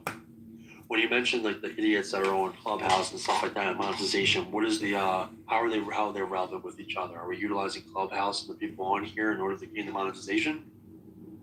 And what the fuck is what is your channel or content or brand right now? Yeah, just click the link above. It's all branded as John Kitover for Congress, and the election is March 17th for the primary, and I'm not on the ballot, so I'm not gonna win the primary, but I'm just gonna rebrand probably multiple brands. And it's funny is like this app should do you know who owns this app? I think it's Reid Hoffman, right? Who's in the Epstein files that claims he was cleared by the FBI. Mr. Clubhouse, that's what I would call it. I have no idea.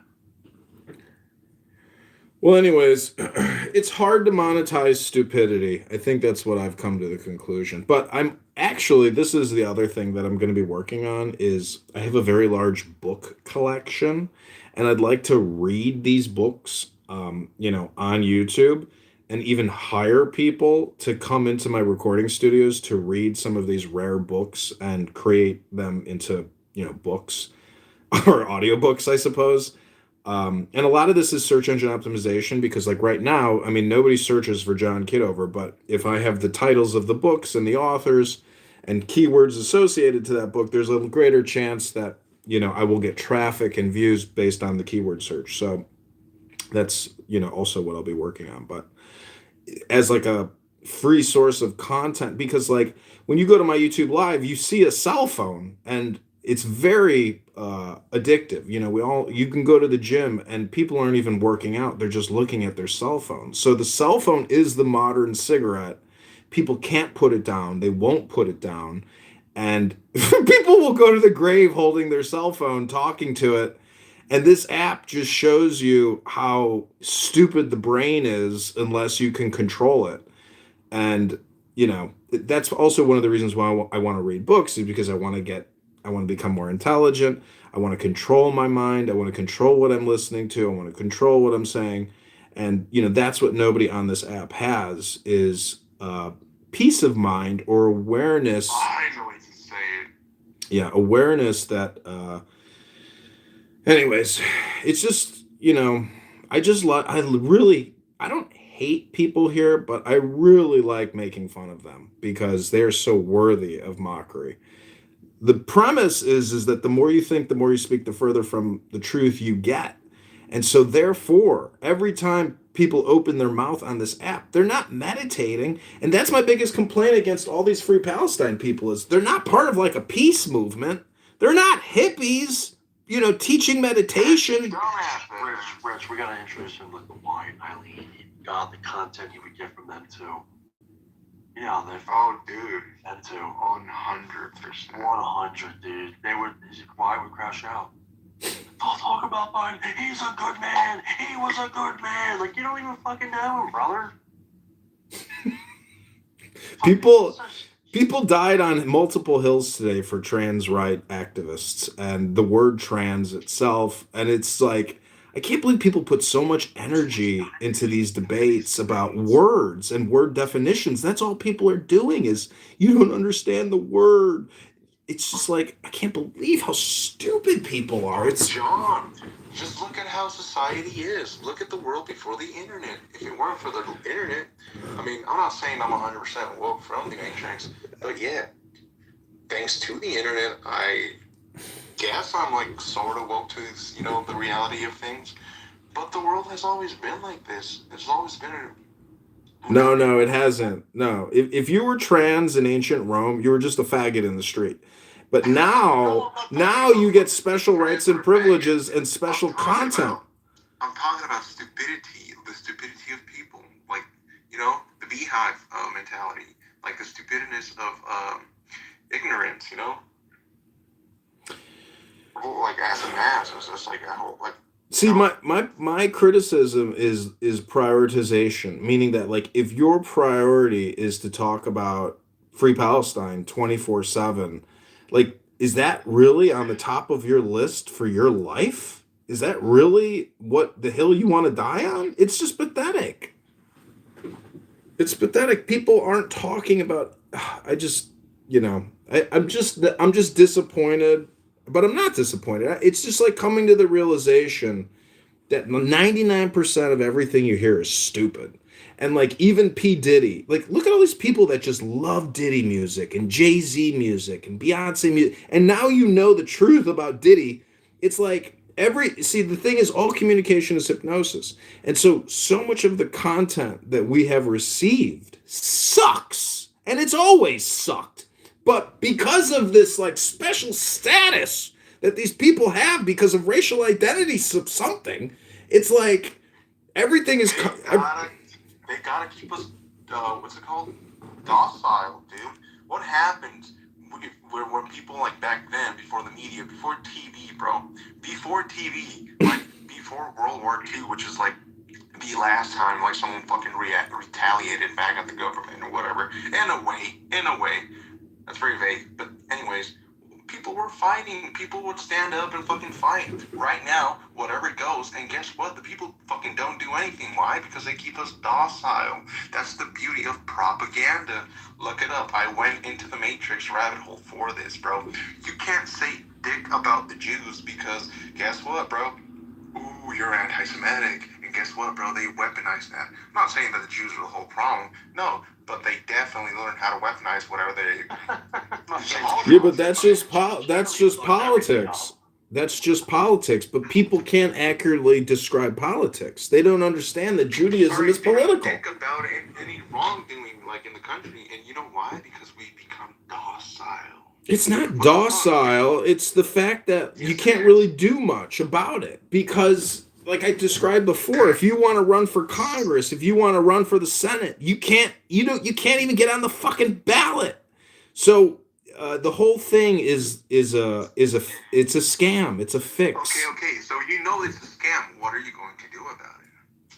Well, I criticize and complain about people that complain, but I feel that just improving myself is how I improve the world. And like, if you have that type of an attitude, you won't let these losers on this app waste your time. You will actually just try. Like I said, I have essentially walled off access to my brain with all of these low IQ speakers. I want to record them because I really hate them and I want to monetize them.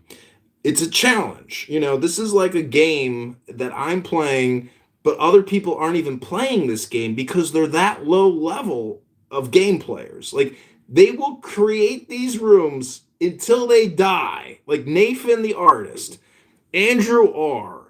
All of these people, there's basically 5 to 6 mega rooms that never stop and run 24 hours a day.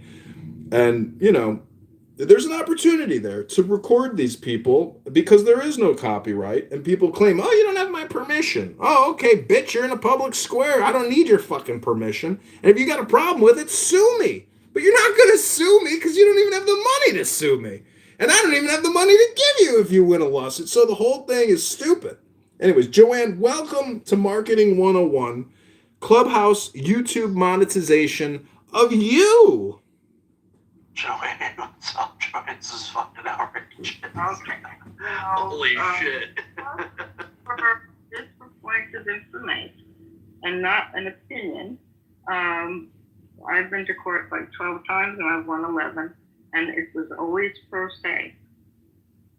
So, and the rules when you go to court is you can have a bad case and win, and you can have a good case and lose. So I don't know what the rules are regarding anything, but if you get some whippersnapper, all right, that's got my kind of personality that decides to do something, you then are going to have to pay to hire a lawyer if you're not the type to take something pro se. It's a lot of work to take something pro se. It's massive. Yeah, I've represented myself pro se in election court, and it's a lot. I have a trial coming up worth $20,000. I'm representing myself pro se. It's unemployment insurance through the state, which they have denied me for almost 2 fucking years, and I finally have the trial coming up soon. You're in court a lot, huh? Congratulations. I'm probably gonna lose it, which sucks, but we'll see. No, don't say that. Don't say that because just keep in the back of your mind the paradigm of a lawyer is somebody that's afraid to lose. Mm-hmm. So if you can play into that fear, it's kind of like when you're playing tennis. If you can get him to be more afraid of you than you are of him. Then, well, there's no the opposing attorney would be my former manager who actually showed up at the last hearing, and he hates my guts, and that's why he showed up. He threatened to punch me in the throat if I ever returned to work, and I filed an EEOC complaint, and I actually also have another trial coming up worth over $200,000 with an EEOC administrative judge. Because it just happens. Some people don't go to. It depends on whether you let people do something to you. I mean, I didn't want to end up going to court, but I was in the garment district. I had my own business, and people didn't pay me sometimes. Lord, would you say that you're sue happy? No, I'm not. These are just small things that have happened because of employment. Like I worked at the IRS for 5 years. He has every right to bring that case. I mean, if I would bring it, I would have brought it. Yeah, my manager called me a whore, and then the senior manager said if I go back to work, he's going to punch me in the throat. And these are federal employees working at the IRS, making, threats of violence against me as an employee. It's like, it's unbelievable how, these people are the luckiest fuckers in the world getting paid for by the taxpayers, not even doing real work and spending billions of dollars. Like our budget in the business unit that I worked in has literally billions every year, over $2 billion a year just in one territory. And the whole thing is a shakedown operation. I mean, we are living in a blackmail type society where you will comply or you will die. Comply or die. I didn't read this until after all my cases were over, and I wish I had read it before. Judges are very, very insecure people. So they said when you go before a judge, you should see them as something a teddy bear. You should what? Treat him like a teddy bear? No, treat him like the judges are very insecure people. In other words, think about who would want to become a judge. All right, and so they said you should see them as somebody clutching a teddy bear. And when you speak to them, you should speak to them like like they're doing that. He's very calm. Mm-hmm. Hey, there you are. Did you look what happened? She said she was going to, Eileen said I'm coming back in 5 or 10 minutes. And I don't know. I said, I don't know whether it'll be 5 minutes or 20 minutes. Okay, everything okay? Yeah, I just, my system decided to shriek at me, so. I think when Alex decided it was time to go to bed, I think he closed the room. I didn't realize. Oh, is that what happened? Yeah, because I was surprised because all of a sudden it's like, wait, where'd the room go? Oh, really?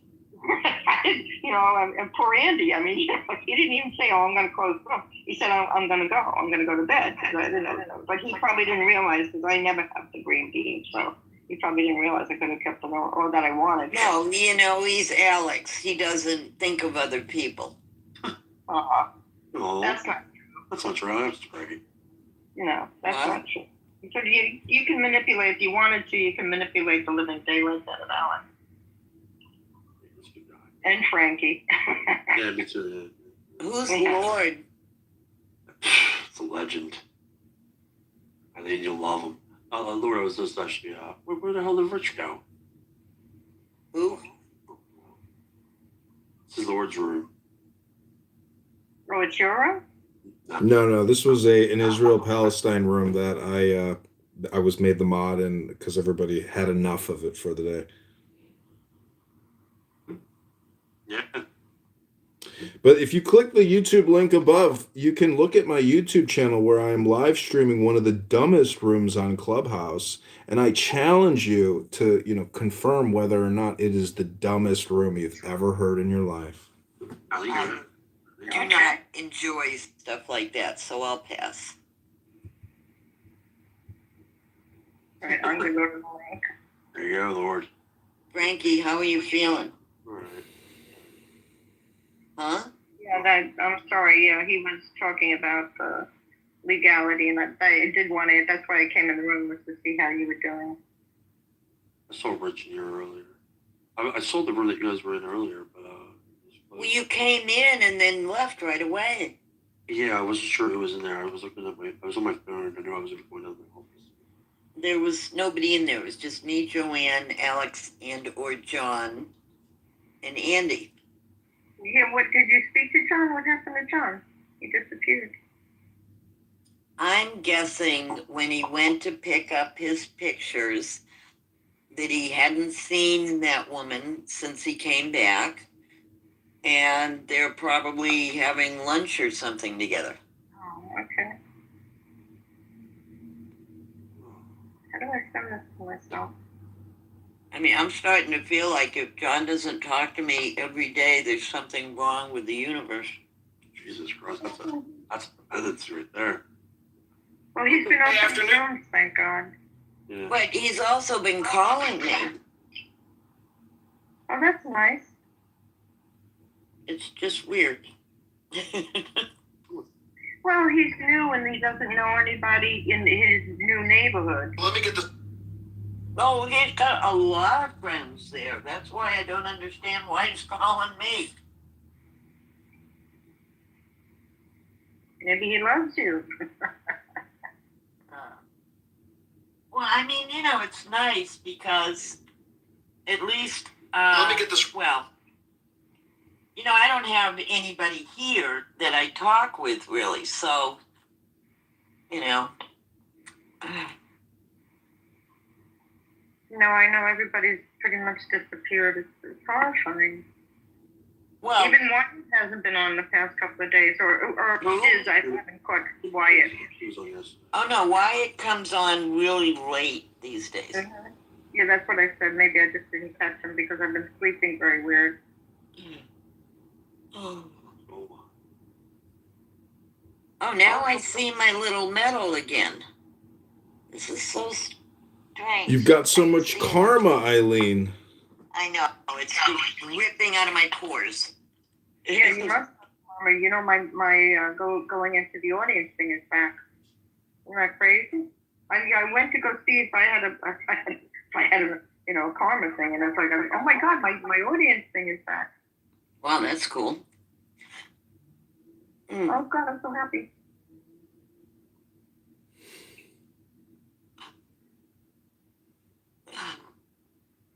So Frankie, did you say you're feeling okay? Yeah, I'm right there. Yeah, it's not like every day I have like, I mean, actually, feeling it right now. I was at work today. It wasn't the best. I was like stuck in the bathroom like a couple times, and I texted my boss. Actually, I was like, "Hey, I'm just letting you know, I'm in the bathroom, just in case you notice I'm going for my computer for a while. I'm having an issue." Oh, that's hysterical. I would do that every time you go in there. Yeah, you know, but she. Yeah, because he's being an asshole. Well, this is my supervisor. She just started, actually never from a previous firm. But yeah, no, I have a nice conversation coming back with her on Monday. I had a meeting for an hour and a half. My supervisor, my manager, but yeah, they're in for a little bit of a rude awakening because I already went to HR. All right, so I'm in the top 5%, but I don't get a badge. No, other people can see your badge if you can't see it. Really? Yeah. Can you see hers, Frankie? See what? I don't think I have a badge. I don't see a badge. No, you get a badge. It just is not always visible.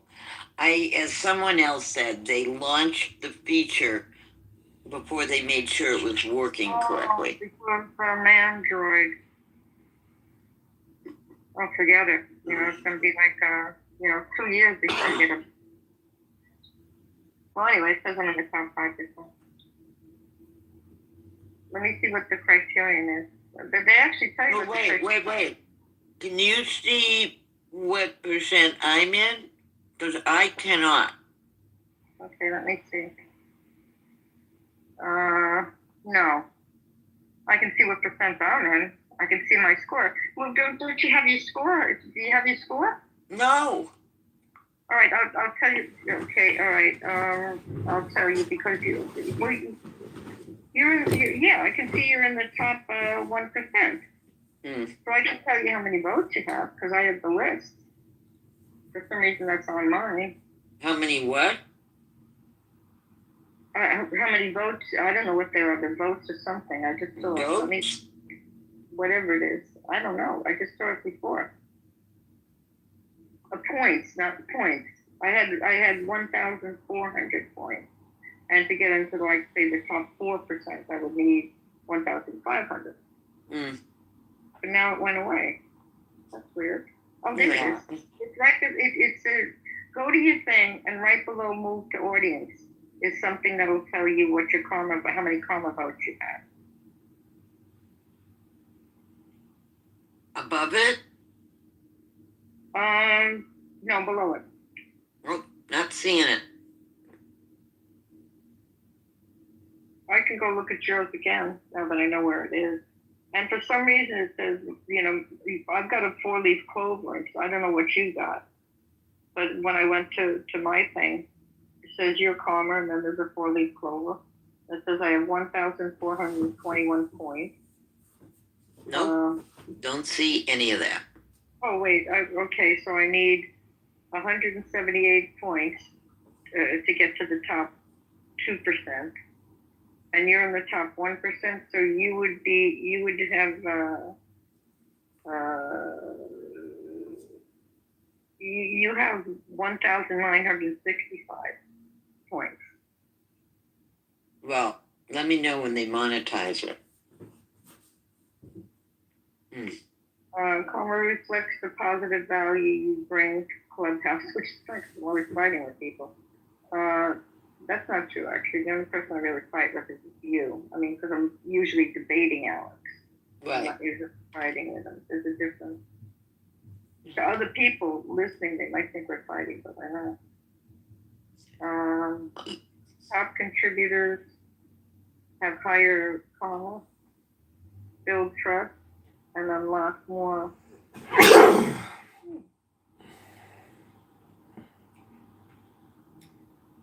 What increases my karma?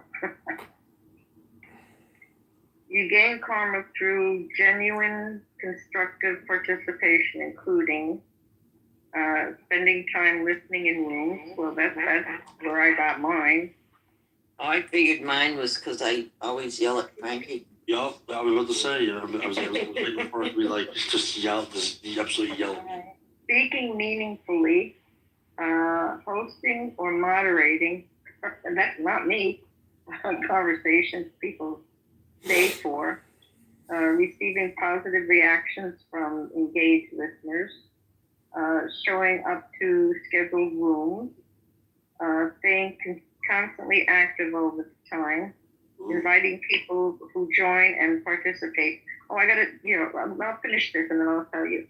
Participating in houses and community spaces, writing and maintaining a thoughtful profile, growing your friend network, filing legitimate trust and safety reports. Okay, so that's the criterion. That's pretty cool. All right, now I got this great thing. It's originally, remember when I tried to have that drinking game in your room? Because you'd be perfect to have a drinking game with. Because, every time you said it, you'd say block. I mean, that would have been perfect. And you ruined my night, But, it was brought up that we should have I've been taking antihistamine when my brain isn't there. But anyway, Ethan wants to have a drinking game room. So I didn't realize I had actually asked ChatGPT for some drinking games for photographers. So I have a whole list of potential drinking games, which are really cool. So the idea is like somebody picks a topic, say they pick trees or something like that. You got to post a picture of a tree. And if you don't have a picture of a tree, you got to take a drink. Or they have things like, they have other suggestions like, somebody comes up with a technical word for something in photography, and then it goes to you next, and you have to come up with a word, and it goes to the other person next, and but obviously you can't do. Okay, so let me just bring you up to date. There's been 2 or 3 rooms lately in which everybody's complaining about drunks in here. No, this is a drinking game. You don't get drunk. Yeah.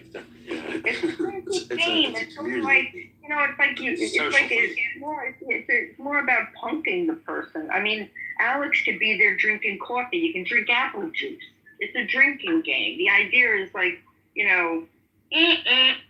lose. It doesn't have to be booze. Okay. And no, actually, for somebody to get drunk, you have to be at like something like 0.2 alcohol or something. That's a lot of drinks. I mean, if you figure if you're taking a sip of a drink, because when they say take a drink, they didn't say drink the whole thing. Well, aren't you supposed to drink a shot? That's the games we used to play anyway. You know, you could be drinking the shot of the drink that you make. You know, you could, put a shot glass there and pour some Bloody Mary in the shot glass down there. Bloody Mary. I love the Bloody Mary.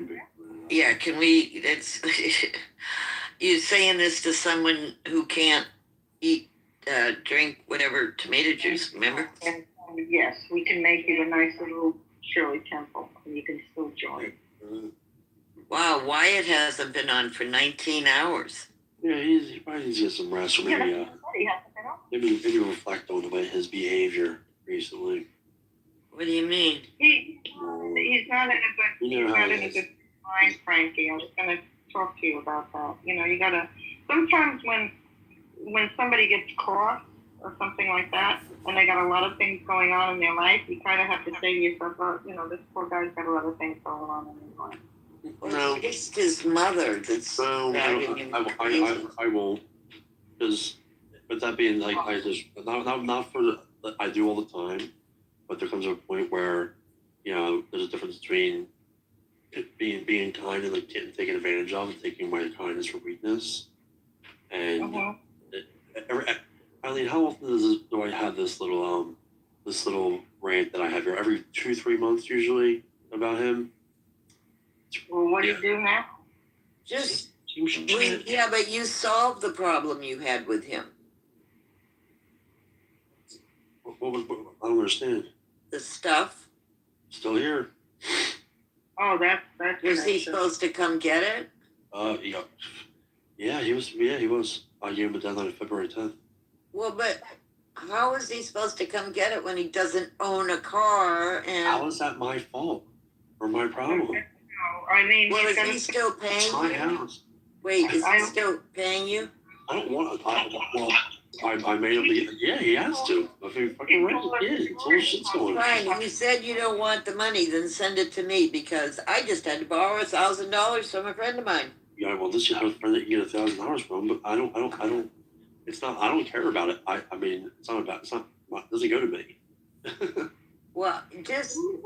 But it's. Wait. The stuff isn't in your way, right? Yes, it is. I've put off getting certain furniture because I have no room in the shed.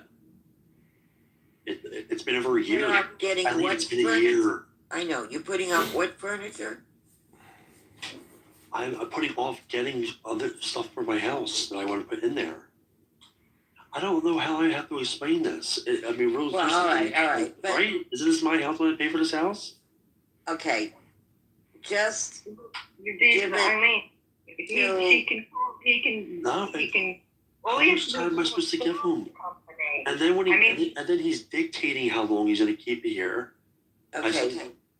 Obviously. Telling me, and then offer me oh dude, I'm gonna try to find a place so it's not so much travel for you and for it's not so much physical labor. I'm like, dude, are you saying that I'm helping you move it, or what is that what you're trying to say, or you're not asking? Okay, look, Frankie, he obviously, from all the time I've known him, has a motivation problem.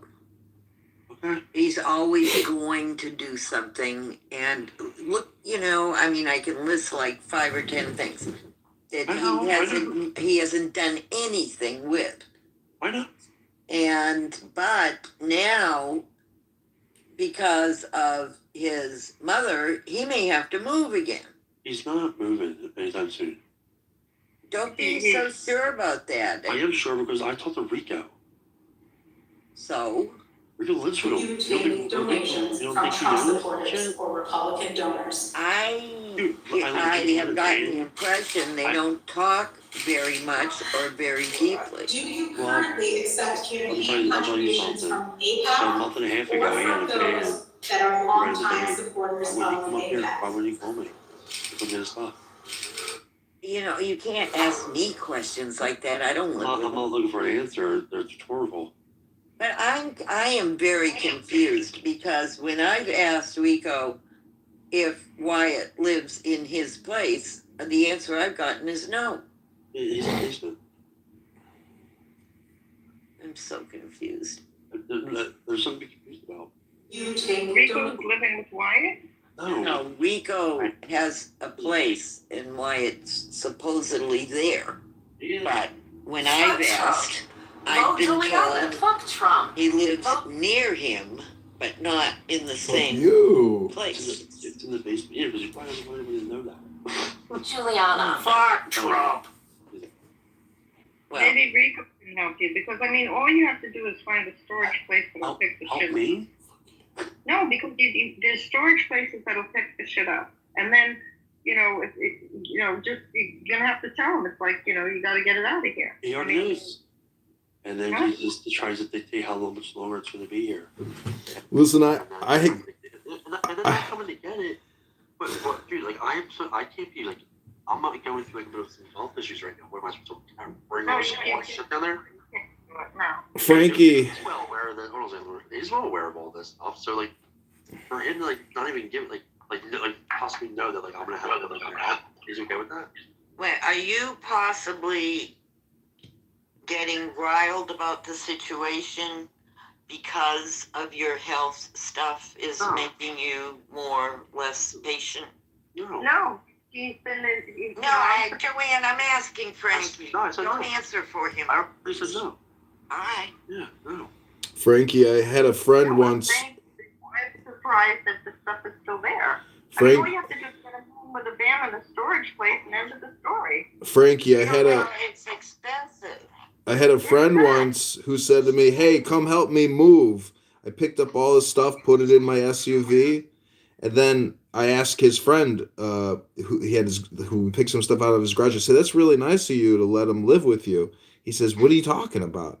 I said, "Isn't he moving in with you?" And then my friend looks at me. He says, "Can I live with you?" I was like, "What the fuck?"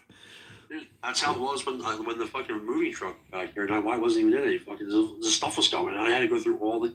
I had like tell the guys where to put the stuff at, like FaceTime so you could tell me what was staying with me. Like it was so fucking mayhem. And that was the first time I got like a real taste of what like why it's like outside of clubhouse, because there was a real life situation, and I learned a lot. And I still continue to learn a lot. I don't embarrass them on here, but I very well could. That's like storage is expensive in New York. In Boston, but I can get a 25 and that's literally what's happening. For $9 in East Stroudsburg. Taking my kindness for weakness, man. You should see some of the messages I had to send in. People just ignore me for days when I tell them, and then I have to get fucking real tough with them and tell them like, dude, you are making the biggest mistake of your life fucking with me, dude. And then he says something. The other night when I was in here, or 2 nights ago, I was fucking pissed off at him because he didn't respond, and I saw him on here, and I listened to him talk, act like buddy, and I'm like, dude, what do you like? Do you understand what you're doing? It's like, I texted him, I was like, want to do this right now, dude? And then he fucking started text me back. Frankie, I had a long talk with him the other night about the situation with his mother, and I made some logical, helpful suggestions to him. And he hasn't done anything. He's not gonna. He just bought like a fridge. It was usually like Rico's fridge. Like, I can go on and on. Trust me. I'm not gonna say it, but I'm not gonna say it. I still haven't met the thing. How close he always talks about how we are, and like vice versa. I would have met him by now, right? No, dude. No, that hasn't even happened.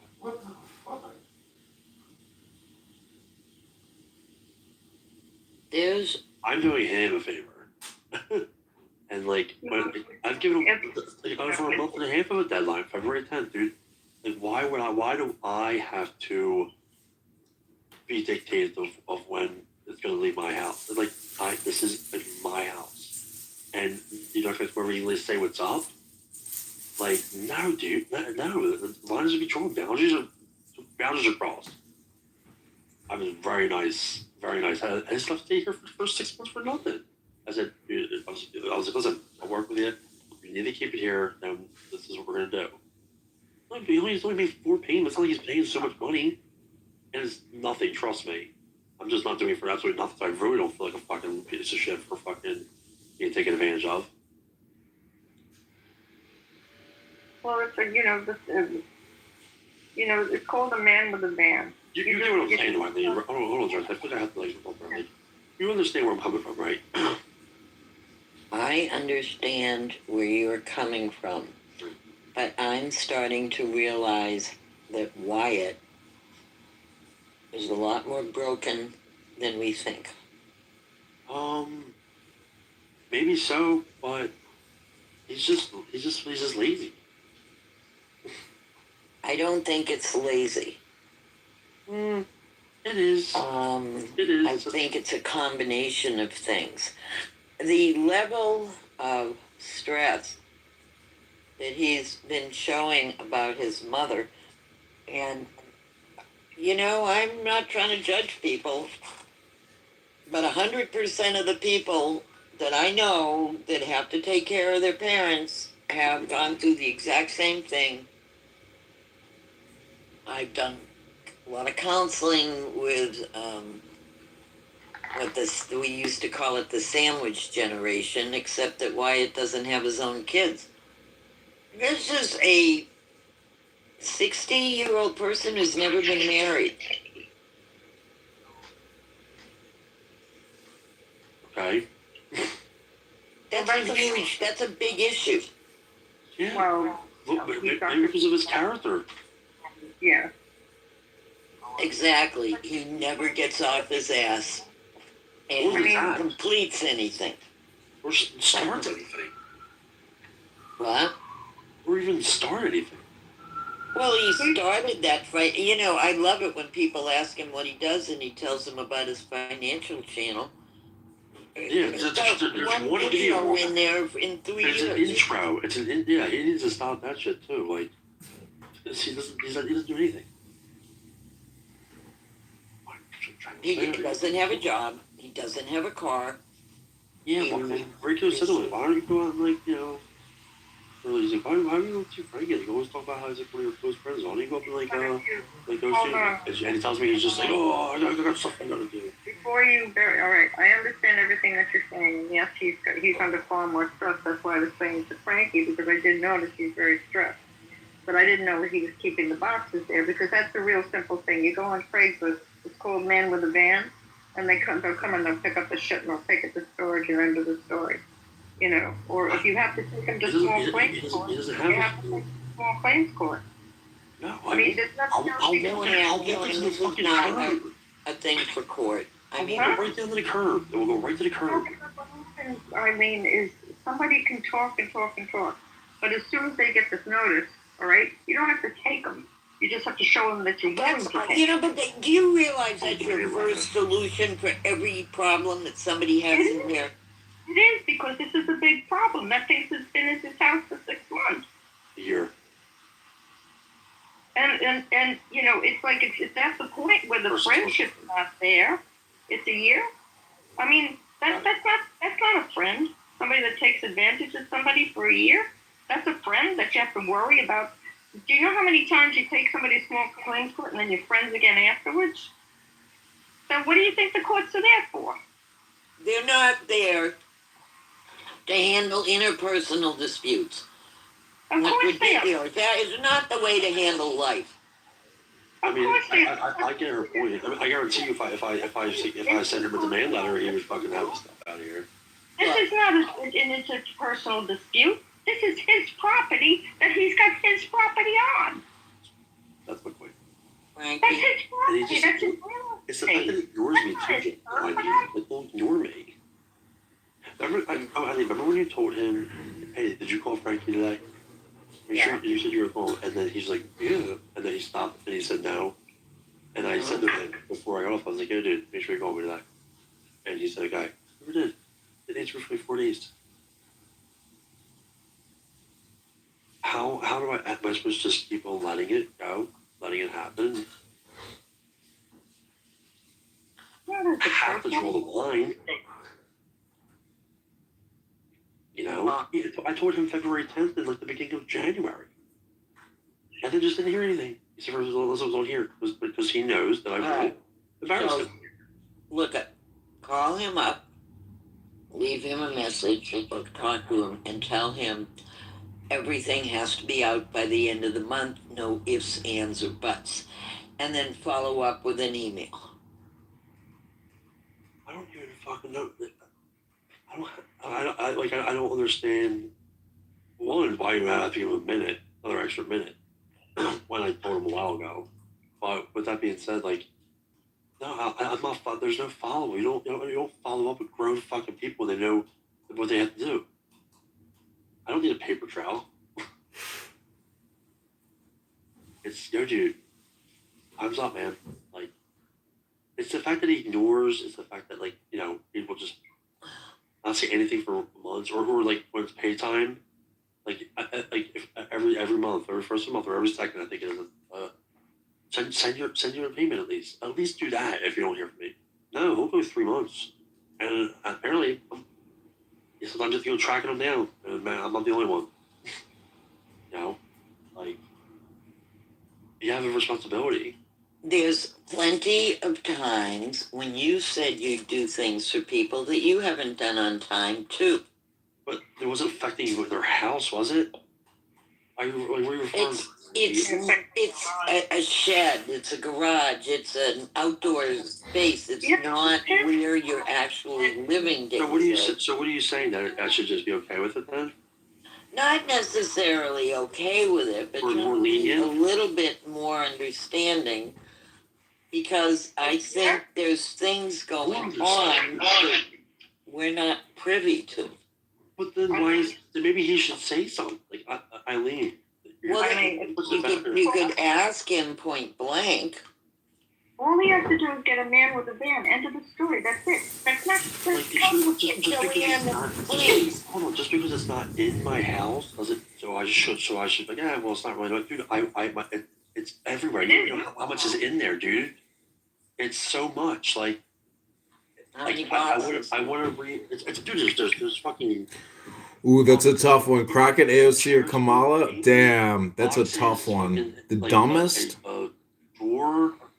Probably Crockett, but Do you Kamala's know stupid what too. kind of agreement he has with Your granny wants her hat back. No, it's not my business. Lara Trump 2028 would be fucking amazing. I do like Trump. No, but do you know I love how Trump. long he was? It's possible because I've been conditioned, though. No, I don't think. But Puerto Rico really, worried about that. What kind of stuff are we talking about here? Is it like a junk drawer? Like, it's not gold bars or diamonds, right? It's just junk. Lord, that's not true. It's Wyatt's stuff. No, it's trash. It's all trash. He's a hoarder, dude. It's all trash. You have to put it into He just had to put it. Just put it here. You may not. Storage is not. It's causing fucking issues. Like, dude, it's causing issues in my fucking house. It's gotta go. Frankie, just get it. So then handle it. Yeah, I mean, but be respectful. Don't if you're dealing with somebody that has mental health issues, try to be respectful and don't cause yourself any turbulence by pissing off somebody that clearly has mental health issues. But you have to create your boundaries, and if you can put it in a storage locker and pay for 30 to 60 days and say your shit's in storage now, if you want it, go get it. Here's the keys. But Why would I do all that? Why would I go that extra month? Because sometimes the person can be a bigger problem than their shit. You don't want a problem with the person. Well, Frankie's dealing with his own physical problems. Why is not an issue? Well, anyways, I mean, you're basically dealing with somebody's mental health here as opposed to like their shit, because garbage is garbage. It's very shitty, Greg. The thing is, anybody will tell you, Arlen, you can never get emotional satisfaction by going to court. Zero. What? You what do you think about emotional satisfaction? Nobody's looking for emotional satisfaction. You let me finish my sentence, damn it. Yeah. You can never get emotional satisfaction in court. Zero, zip, nothing, nada. The only thing you get in court is money. And at this point, he needs to get that shit out. Now, either he takes it out, or Frankie's got to hire somebody. So he goes to court and says, "This is how much." And the judge, Joanne, you have got to get your head out of the court. Every fucking person who's had a problem in here, your first solution is telling them to go to court. That's inappropriate. But he's left his furniture in his shed for a year. You don't think that's court-worthy? And I was okay with it for a while, but it's the way. Have you ever been to small claims court? Small claims court is a joke. You can go to small claims court if somebody took your stick of bubble gum. It's not a big deal. It's not court. Yes, I've been to civil court. You are always suing people and going to court. Most people don't have that. If somebody doesn't, I was in the garment district. People didn't pay their bills. Fine. This is not that situation. This is not a business. These are two people who became friends in a weird space and are trying to work things out. How is if he's not getting the stuff out of his garage, how's he going to get him to get the stuff out of his garage? It's the way he dictates it too. It's the way he's handling the situation. I think is what's making me more mad. You know what I mean? Not because. Well, I don't see that he's handling anything particularly well right now. Yeah, he's fine. Hi, Ethan. But it's it's like. I think what Lord is saying is basically if you just like take this, have somebody pick up the shit and take it off your premises, then at least you have it off your mind, and then it's for him to deal with. But that's going to be costly. Moving all that furniture and everything's going to be costly if it's that much. I mean, I don't know how much it took to put that shit in your shed.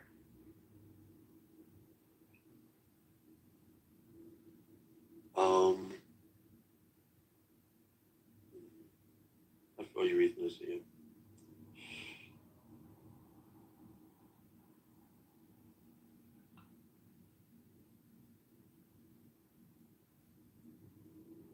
And then the other thing is, we came in here, Lord, because I wanted to talk about monetization on YouTube. Yeah, I'm gonna hop out of here. Good luck, Frankie. Why don't you start a room? What? Why don't you start a room? Because I'm tired. All right. Yeah, just do that. Or I'll say buddy. And Lord will tell you this too. The judges are there to fight against bullies. And when you're asking a friend to get this shit out of the shit. Okay, he's gone. Let's stop talking about it, because I feel like we're talking about him behind his back. And it's not fair, and he can't defend himself. I'm talking about courts in general. That they're there to protect you against bullies. Or they're there so someone can come and bully you in court, which I dealt with many times. Well, you weren't wrong. Was that a question? Yeah. No, I wasn't wrong. I always represent myself, and I win my cases. Fine. So then, then you weren't wrong. I mean, like I said, if you weren't wrong, you weren't wrong. They had no right to bring you to court, and case closed. Not that simple, ever. Is Ethan trying to get up? I don't know. Ethan's down he's messaging me, but it went too fast. Lord.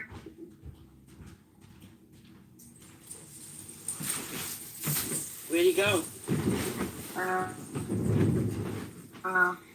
He messaged me, but it was too fast. I couldn't get it. I'm going to have to go into the messages and see what he said. I assume he did it on here. Frankie? No, Frankie left already. Frankie just came back. Oh, he did? Good.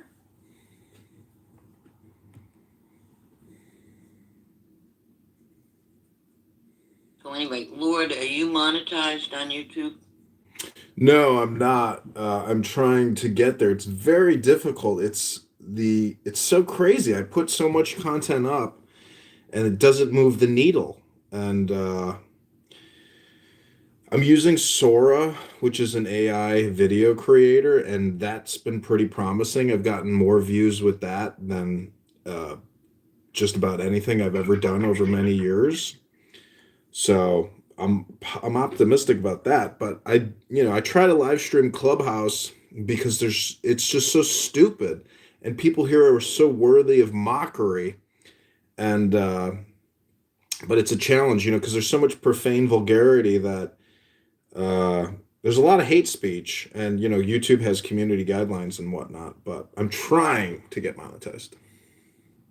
Well, is it a question of views or a question of followers? It's a question of followers and then metrics like viewing, like number of hours viewed. So that's what it is. I'm like, in one 365-day cycle, you have to have so many view hours in order to get monetized, which is, a challenge. Do you put up just a video, or is there a story or text that goes with it? That's what I'm not doing, which is the search engine optimization component of getting. No, that's not what I'm talking about. Yeah, there's a title that you put in for a video. What are you suggesting? All the research that I've been doing recently has been saying that you can't just throw a video up somewhere. There needs to be a story of some sort. Well, yeah, every video is a story. I mean, every video is a story, but do you include maybe why you made the video, or how you made the video, or why they should care about the video?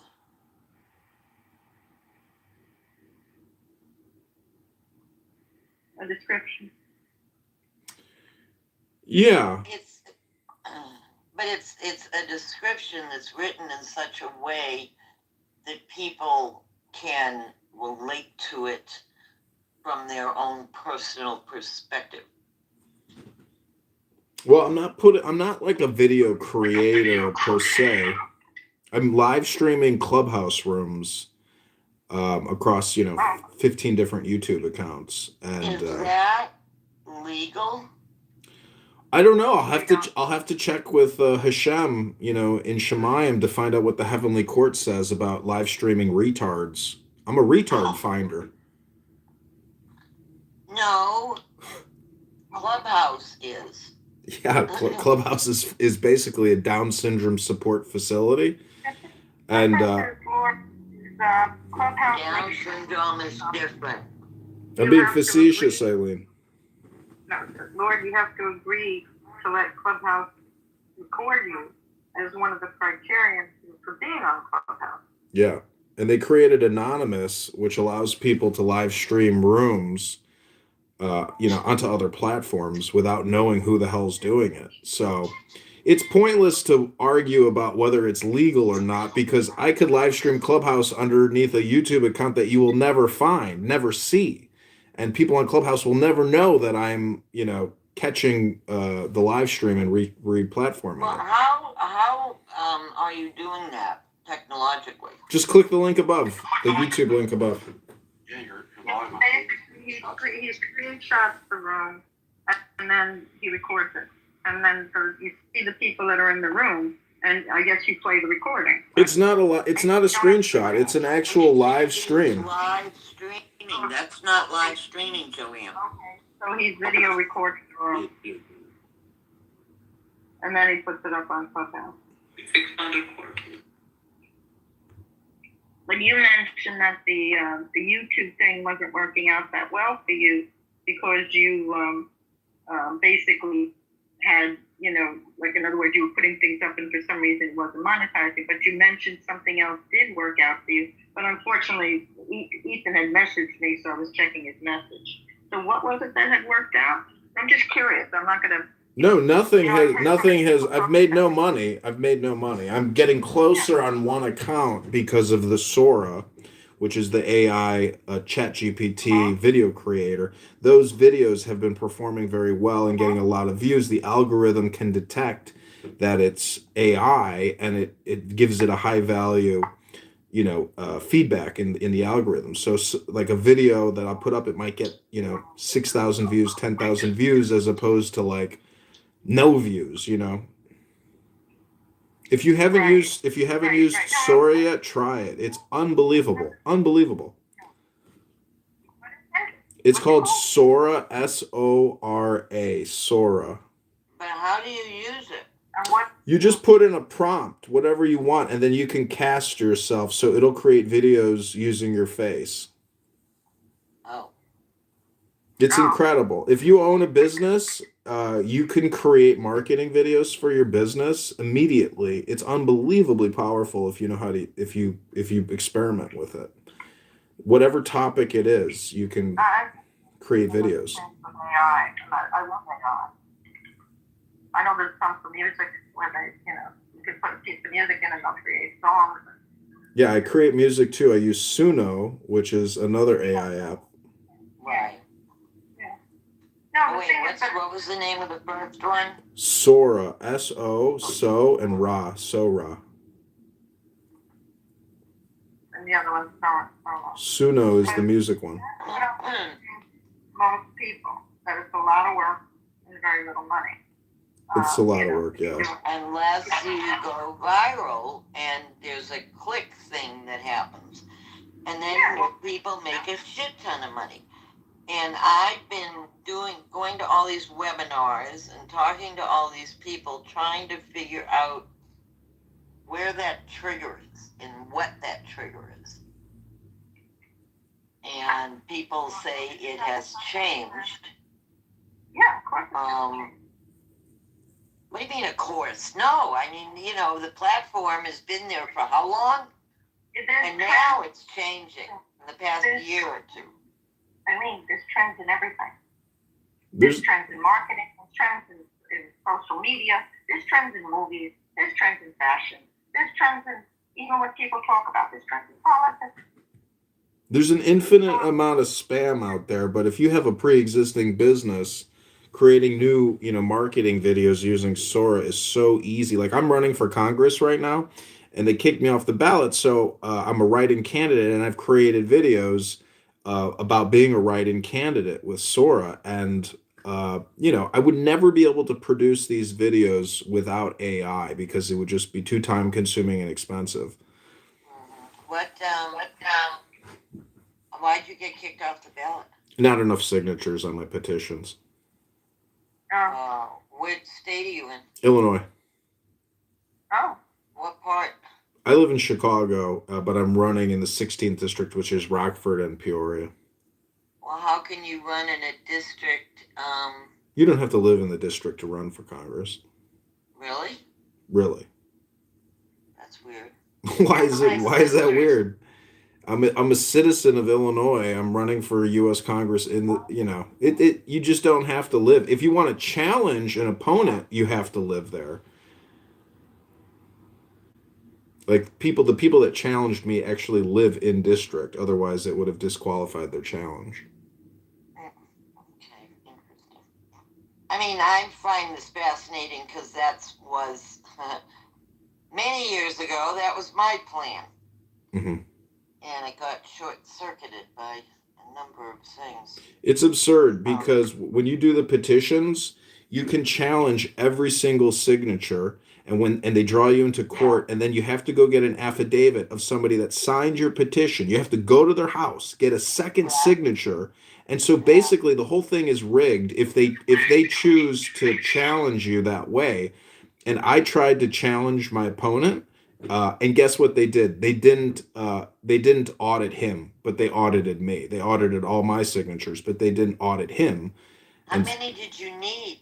1,550. And I turned in about 1,650.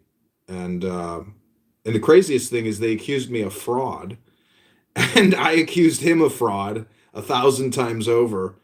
And but it's just a news blur, but it still upset me. But then I realized, I wish you told me you were collecting signatures in Chicago because I have two sisters. One lives in Highland Park, one lives in the city, and they're both heavily connected with lots of people. Well, they probably like the guy that I'm running against. His name is Darren LaHood. A lot of people like him, but, you know, I'm not a big fan anymore. Is it a question of Democrat or? He's Republican, but he's, you know, pro-Israel. He's a big AIPAC recipient, which is fine. I'm just saying that my criticism of him is that, you know, the COVID-19 vaccine propaganda that he put out was just, you know, he's just shilling for Big Pharma.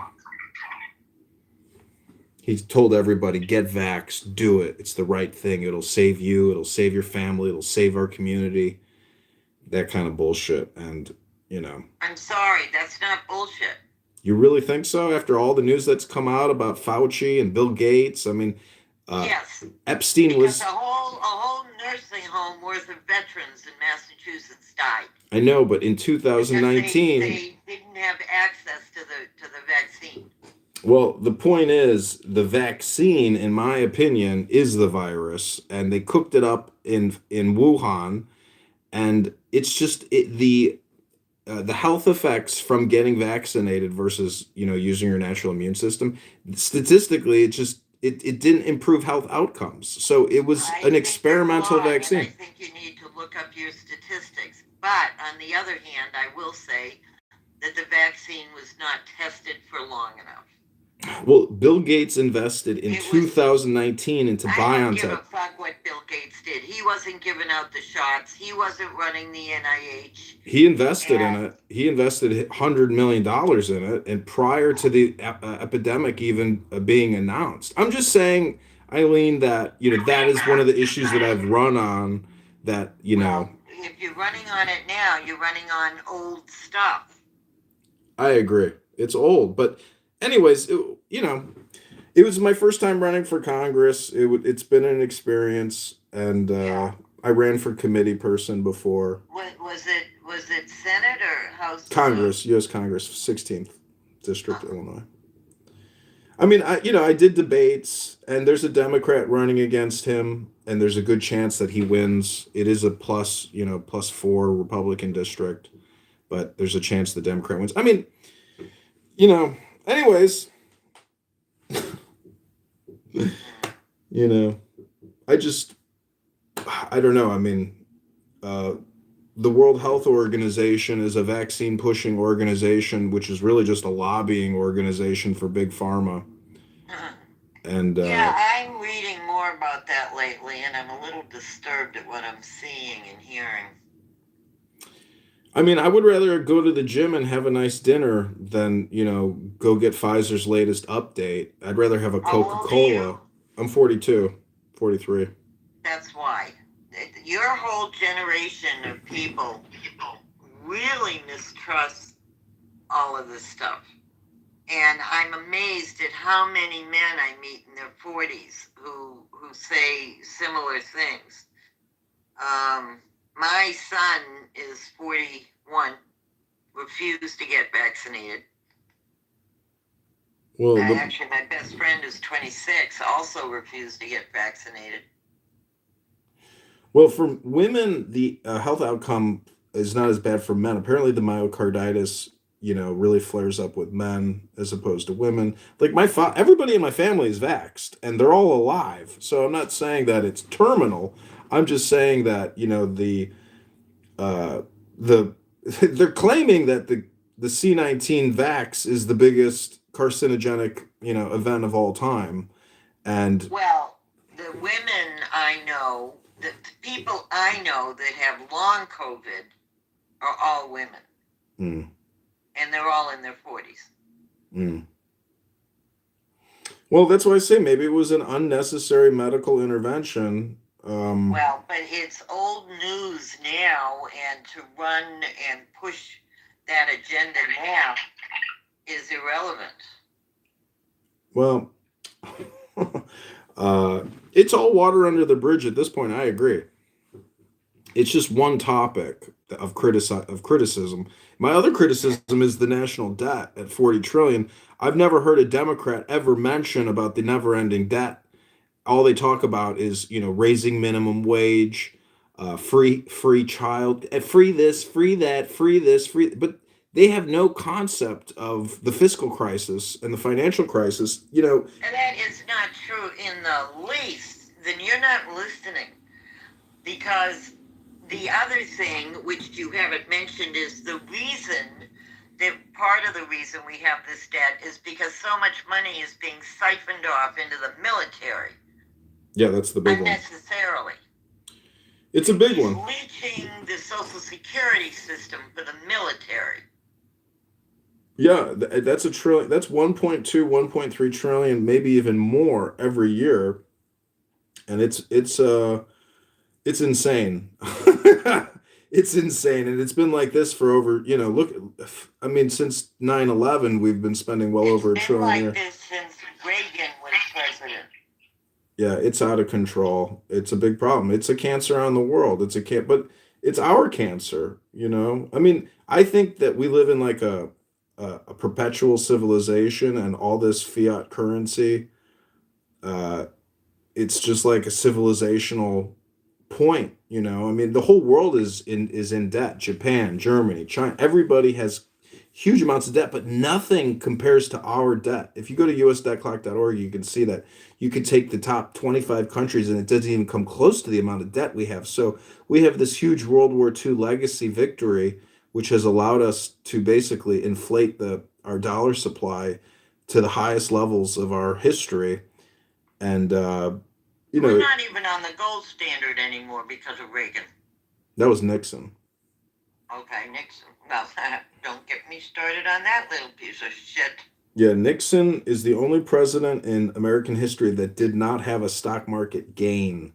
Guess who has the biggest? Bill Clinton, because of the '00 bubble. And but all these bubbles are really because of Congress and the Federal Reserve passing acts and spending trillions of dollars out of thin air. So I'm just trying to accurately describe what I view the situation as, and then apply it towards my political criticism. Well, I think you need to do more reading. I know, I agree. That's what I'm trying to do is read more and listen to less Clubhouse, because Clubhouse conversations are not educational, despite how many times they tell you can learn something here. You just can't. No, you can't, because you can't learn from other morons. I agree. I mean, I have been leading chats since 1989 and have never encountered the bigotry, and racism, anti-Semitism, anti-Islamism, or whatever the hell it's called, and the divisions, the black and white divisions. I mean, this Clubhouse implemented their site without good user guidelines. Well, and as a consequence, everybody has been chased out of here except the people who can find like individuals who will mirror their opinions, many of which are based on various levels of ignorance. Well, have you been to X Spaces? Because I've never heard such profane... I will not go to X. I am still on X. I've been on X for years. I dislike it now. I think Musk has made a mess out of it. And I've tried their spaces once, and I was like, I'm not talking to these people. Yeah, the insane anti-Semitic Jew hatred on that app. I've never heard such hardcore Nazis in my entire life, and it's like terrifying. Last time I was in a space, they said F you J word, or they said F you Jew, will throw you in an oven. And it's like, it's the craziest group of, and it's crazy too, because like they call themselves, they hate Christianity too. And these are white Christians that sit there and just hate Christianity. And it is so toxic and terrifying, but people listen to it and they agree with it, which is this craziest thing. Anyways, I don't know if you answered my question. I was wondering if you were talking about X or about Spaces. I've never been on Spaces. I am on X because it's a good place to post your art. You know, if you want to post your art. No, it isn't. Threads is a much better place to post artwork. Where? No, you do post it everywhere. I'm not saying that you can't use these platforms for good. I'm just saying that there's a lot of hate on them. Well, the thing is that Musk is basically a Nazi. Yeah, he's a German. I've heard. It doesn't matter. I don't think his nationality matters, to tell you the truth. Well, I'm just saying that, like, I was suspicious of him, partnering with Trump because I just viewed him as not really being an American. Well, Trump has other people around him that need to be removed. Well, I don't know. I mean, Obama is building this tower here in Chicago, and what has Obama got to do with the conversation? Meaning that, like, people hate Trump, but, like, they love Obama. Obama can do no wrong. It's just, it's politics, but it's also, obnoxious. He was an excellent president. You really think Obama was a great president? Yes, I do. Do you think he's a good person? I don't know him as a person. I only know him as a politician and as a presidential figure. Well, anyways, I mean, this Epstein file debacle. It's not a debacle. It's a criminal situation that's never been dealt with head on. Yeah. Well, they arrested Prince Andrew. That was big news. Not the United States. The United States is doing shit. Well, I don't think they have an extradition treaty with England. Well, Bill. They're not gonna. They don't. The United States doesn't care what he did, but the UK has morals and ethics. You think so? First of all, the guy hasn't even been brought to court. All right? We assume it was trafficking, so we find out it's trafficking. I mean, Who hasn't been brought to court? Who are you talking about? It might not be trafficking. Nobody mentioned trafficking. You just mentioned it, but nobody else has mentioned it. No, I think he's being charged with misconduct while being in a public office. Yes, but if he was brought to court here in the U.S., it would be seen as trafficking. Oh, I see. I don't think so. Well, I think it was sex with minors. It could be both. No, she's 20 years old. What? She's 20 years old. Who is? She was 20 years old when she went there. No, Virginia Guffrey claims that she was a minor when she was first, passed around or raped or whatever. But she's dead now. Today? Oh. Yeah, maybe when she was passed around, but when she went to Buckingham Palace, supposedly she was 20. I mean, because I was listening to BBC, I was listening to the English news, not the American. I was listening to what they were saying, so I would think they would have had their ducks in a row, I would think. I think the Parisian police also made some arrests, but there's an article out today saying that the Europeans are taking actual action and that, Bondi and are not doing anything. I can't even believe, yes, is there a possibility this guy did something wrong? Absolutely. All right? But I can't believe we're hanging the poor guy because he's even been in the courtroom. We are not hanging anybody. The UK is handling it. No, I know. She's saying we're passing judgment without a trial. She'll just scream at me for nothing. This is going to go on for hours. I bury you. Eileen's got her position, but Eileen, I mean, if you were the president of the United States, what would your top 3 priorities be?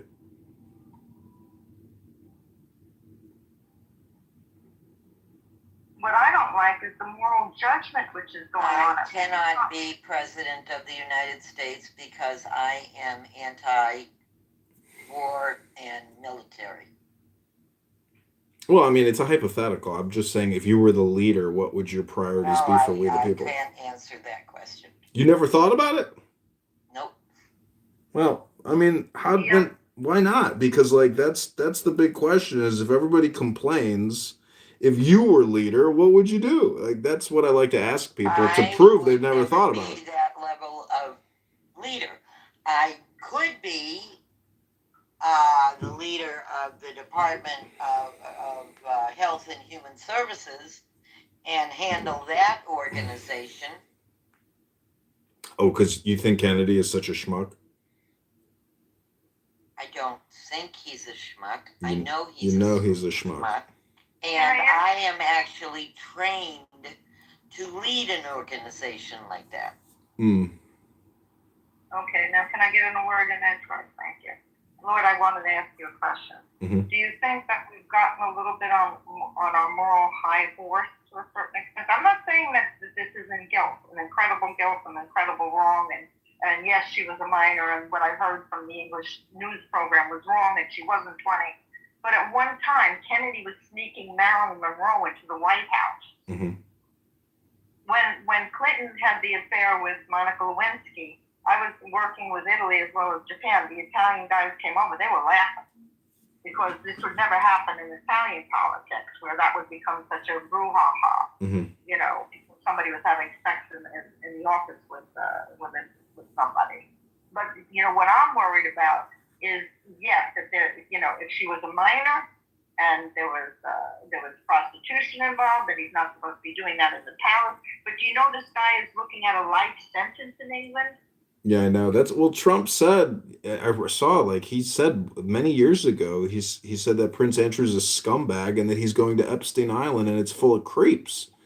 And, you know, so I wouldn't say it's moral panic. I just think that, like, you know, the concern is the espionage aspect of manipulation, having Epstein possibly being an Israeli, what they call like an action point of contact or something. I was reading about an article about it too. Trying to put up screens and fog to confuse the issue and make people focus on something other than the fact that these goddamn old men were paying to have sex with girls that were Yeah, I get it. Okay, the word just totally left me pubescent. I want to ask, and they were being trafficked illegally. What? You've never been seduced by a woman, Lord? Sure I have, of course. Here you go. All right, so we don't know what this girl did, all right? We don't, you know, you think there are women that are 20 years old that could possibly be gold diggers, all right? And they see the fact that somebody that's got a lot of money is attracted to them, and they go, oh, great. And, and don't say you know that's happening, because you and I both have. Oh, I know. Listen, the Epstein victims, their statements and testimony on the Capitol Hill, every single one of them said that Jeffrey promised me the world. Jeffrey promised me an incredible career. I thought I was the luckiest person in the world, and he was all about, you know, using and abusing and discarding, and everybody got taken advantage of. I mean, that's the nature of, you know, that's the type of, you know, behavior that Jeffrey Epstein, he's a predator, you know, and he ran with predators. Bill Clinton is a predator. My father was in a hotel with Bill Clinton, and he was talking to the Secret Service agent, and he said, Bill is the biggest man whore you've ever seen. He sits in the lobby of these hotels and catcalls and brings girls up to his hotel room. He's a predator. Yeah, but you think those women don't, you know, like... Of course, this is human behavior psychology. They think there's gold at the end of this rainbow. They think that, you know, with the words that they're sharing with them, they think that they got lucky, and they're going to, you know, use their asset. Yeah, what do they say? Oh, Prince Andrew's so handsome, I can't keep my hands off him? No, he's royalty. Prince of England. He's rich. Rich. You know? I get it, but the thing is, all this comes down because there were 20 separate, Ghislaine is in jail for sex trafficking. And all of those men that were involved in that case, they actually, signed special agreements with the victims. It was also, none of this was supposed to come out. This was all because of Thomas Massey and Ro Khanna passing this Epstein Transparency Act, and the Attorney General and her klutzes put out all the files, and the supposed redactions were unredacted. Like, they were unredacted because those idiots didn't know how to actually cover it up. So, anyways, a lot of people are in a lot of trouble, and this is a new mind virus. And all roads lead to the Jews and to Israel, and people can't stop talking about it. But people can't stop talking about a lot of things. And, it is what it is.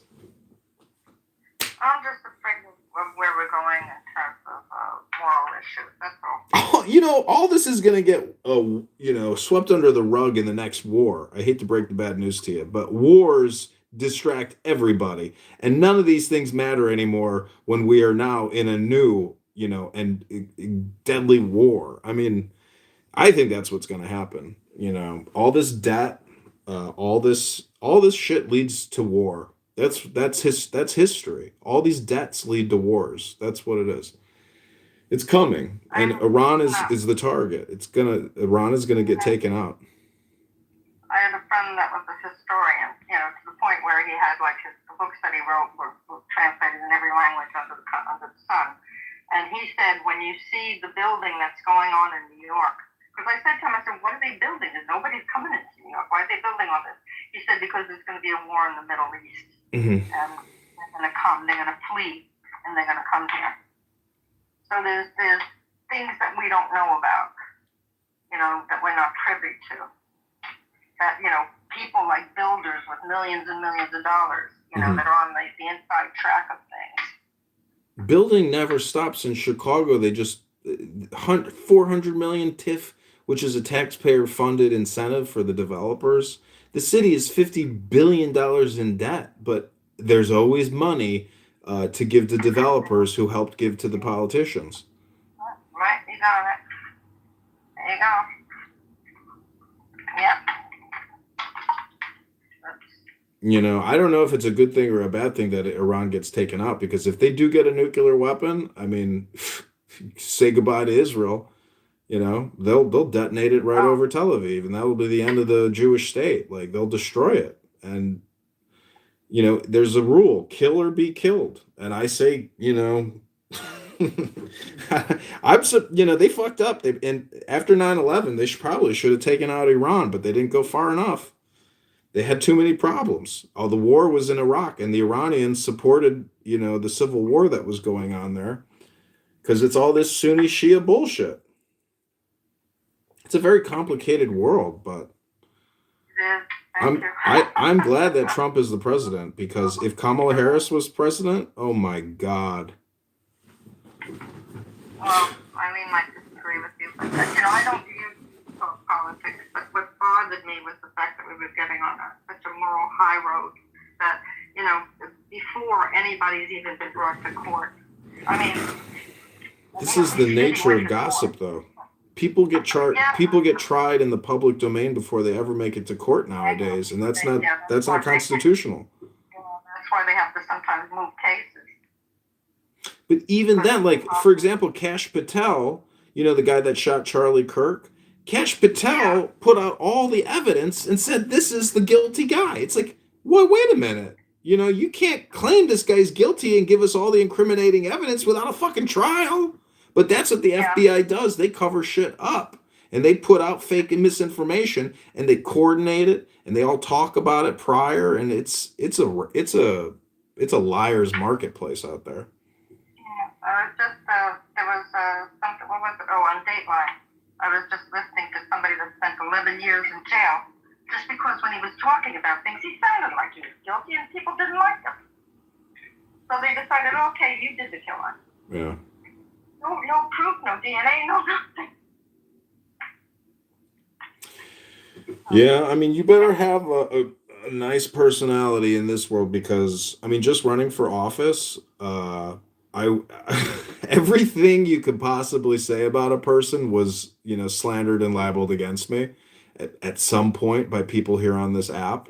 But that's the nature of, politics, I suppose. It shouldn't really be this way, but people on this app are savages and they will say anything, and a lot of this is just like neurochemical dopamine. People want to get high by coming on this app and talking their shit or screaming or you know pontificating. Oh, this person is so wise and considered the subject matter expert on. It's just a bunch of losers on this app. These are all the people that aren't actually working. Yeah, that's true. There are, I did want to say something about Wyatt, and I didn't get a chance because everybody says, oh, he doesn't do this, he doesn't do that. Did you ever see the wealth of knowledge that this guy has about the stock market? That doesn't just fall in your head. You don't wake up in the morning and eat a bowl of cereal and know which stock's good and which ones are bad and what's going on in the market. He studies. who? Studying is work. Who are you talking about? Not Wyatt. Who? Because Eileen was saying Wyatt. Well, Eileen wasn't here, so I didn't look down. I didn't see she had left. Oh, I see. Yeah. Well, I mean, people hate Trump. People got buyer's remorse. And anyways, people have their positions and you will never change their position. I went to a public debate and I talked to the female or the women voters of, it's like a women voters thing. They're not going to vote for me.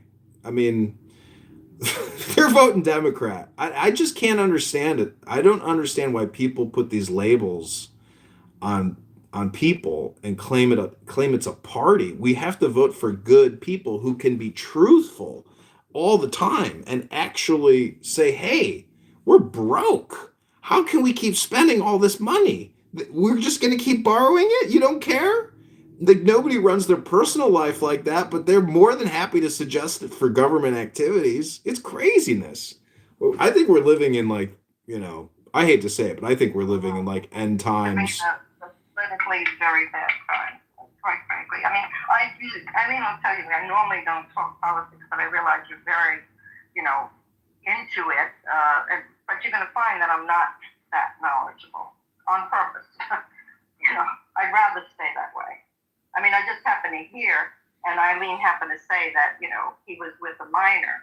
And it's like, like part of me, like when you grow up as a woman, all right? You think I haven't had a man put a gold bracelet on my wrist? Yeah. And you know what you do? Take it and you hand it right back to him. Well, the problem, Epstein and these guys this wasn't just minors. These guys were like actual pedophiles, actively engaged in, massive amounts of pedophilic activity. Even Ellen, I saw a photo of her with a young girl the other day. It looked so sinister. It looked disgusting. Ellen DeGeneres? Yeah. Yep. And she moved out of the country. And there's a lot of talk that she's going to be arrested. So there's a lot of disgusting people out there that I don't understand the minor attraction. To me, that's crazy. But reopening their mouth, it should go away. I don't know. I mean, that's like young boys. I mean, it's like they're cute, they're sexy, but my God. Yeah, I mean, pederasty has always been a thing. I mean, Romans. But look at the Muslims with the Bachi boys in Afghanistan. The Ottoman Empire also had a homosexual pedophilic. Absolutely. If we didn't have a prohibition against it in society, which probably comes more from property than anything else, because you don't want somebody running around, like sticking it in every young thing that walks by, because as soon as the property issue came up, then the restrictions came up. Yeah.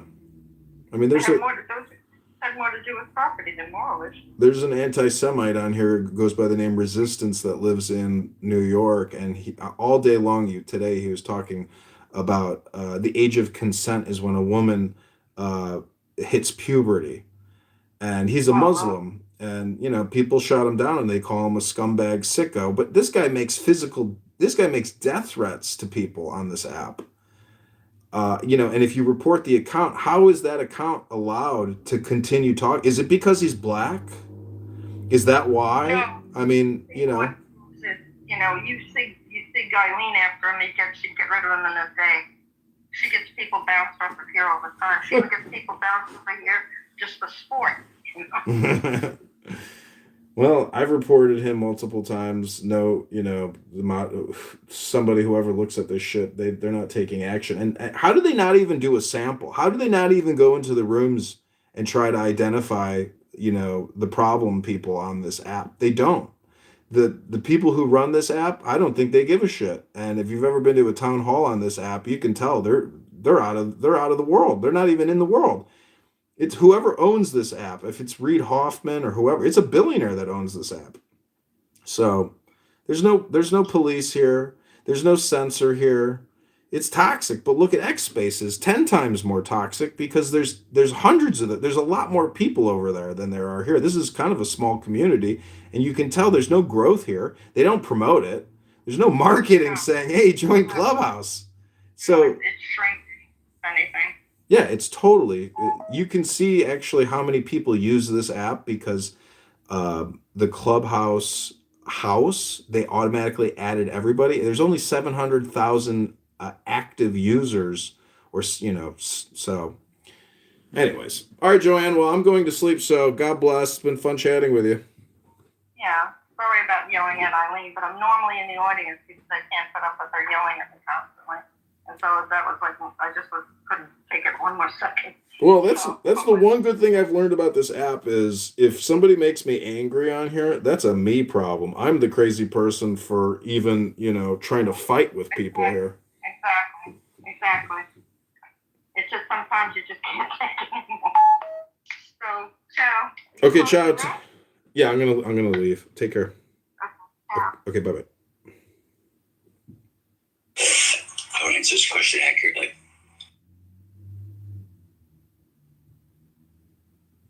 Just to know everybody who's a man. Are you a man?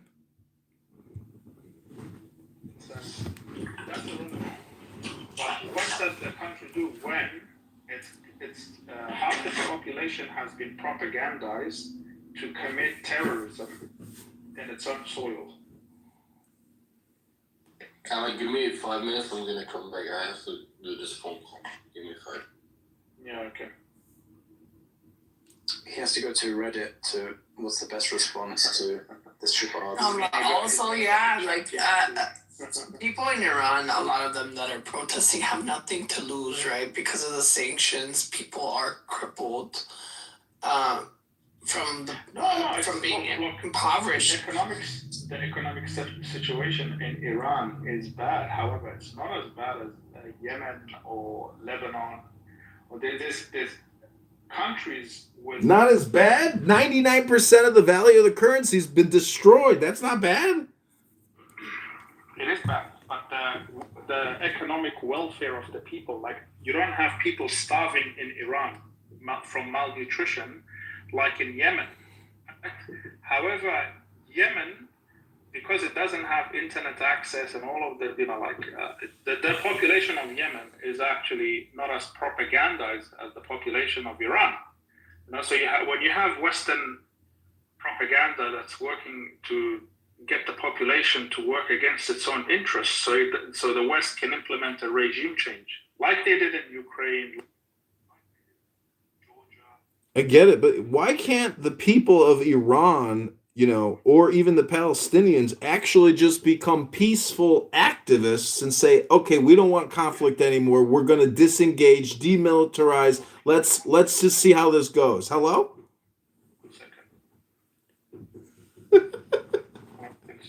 If you're gonna engage, just listen and then speak. Okay, so I'll bring you back, but don't interrupt. Got it. You're a Khomeinian. I can tell you're a hardcore Islamist. No problem. I'm just gonna go to sleep. Yes. So the people of Iran, fascist. allies, He's a are fascist. the ones that are in genocide at the moment. So they're fighting against the genocidal terrorist regime of America and Israel, and they're the Western Europeans, their allies. The collective genocidal regimes is who these people are fighting against. Okay? So when you come up and you're speaking nonsense, just acknowledge that this is the situation for us. Because if you don't even acknowledge the reality that's happening, then I'm just speaking to a complete deranged idiot. Come on, do you agree that the reality of the world, that you have the U.S. government along with the elites committing a genocide? Come on. This guy. Come on. Do you agree to this reality first? Do you agree that projection is real and that when you call me a deranged idiot, you're the deranged idiot? Okay, so are you gonna answer the question? I just told you, all communication is projection, you deranged idiot. Okay, so cannot engage. You cannot engage. They can, yeah. I asked him a straight up question. If we have facts, if we can't agree on simple fact on the reality of what's happening around the world, then he's just gonna speak nonsense.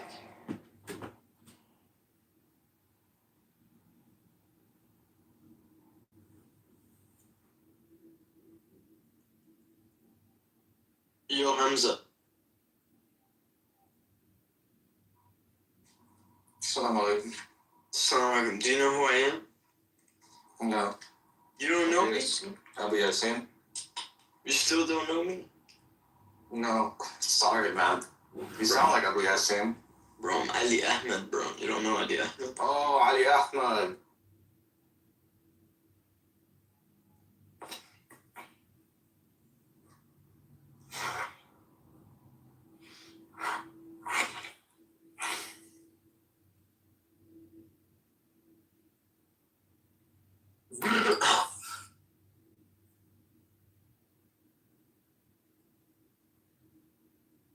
I got the real button. Which one you got? I got the real button. I got the real button. Which one?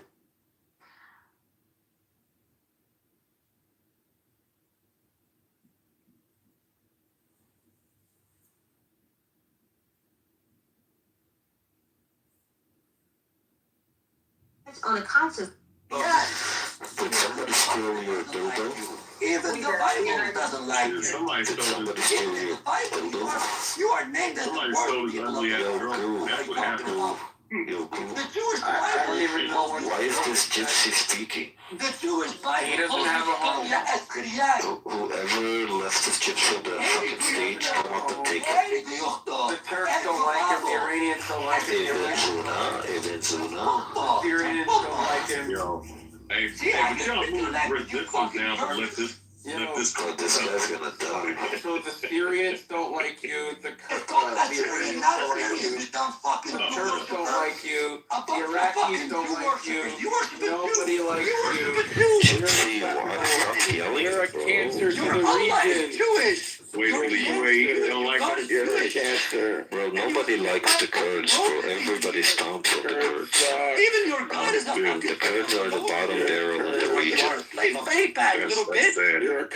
are the gypsies of the mountains. You have nothing. They have no home. The gypsies have Barzani, and you cry to the Zionist lobby to go to Barzani to protect your sister. You little fucker. Pull out the fucking newspapers and the sources, bitch. Your newspapers and the sources. Newspapers and the sources. Real identity.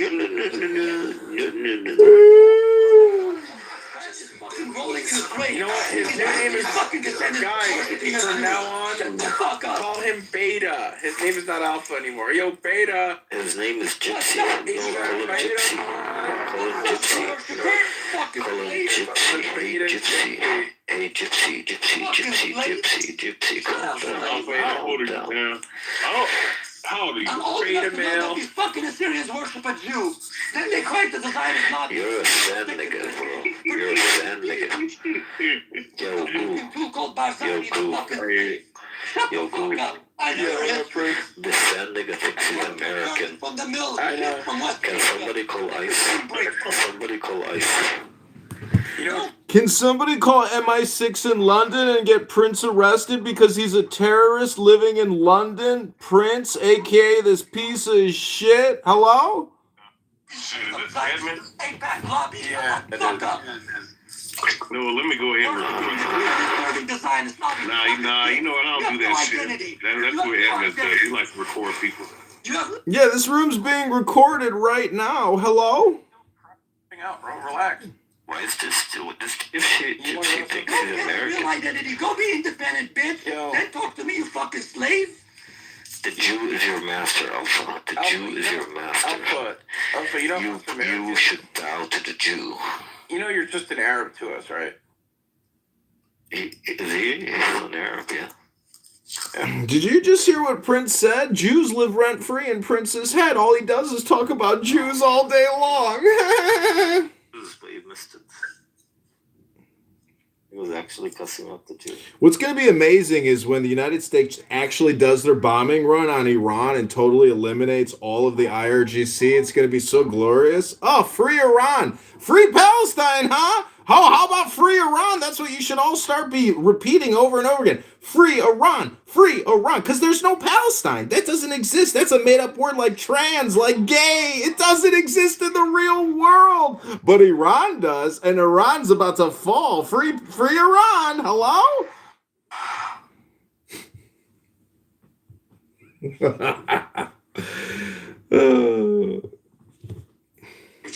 But that's just not what's happening. You go right back to the room. Bro, you have an accent. On Sunday, Bro, he thinks he's an American.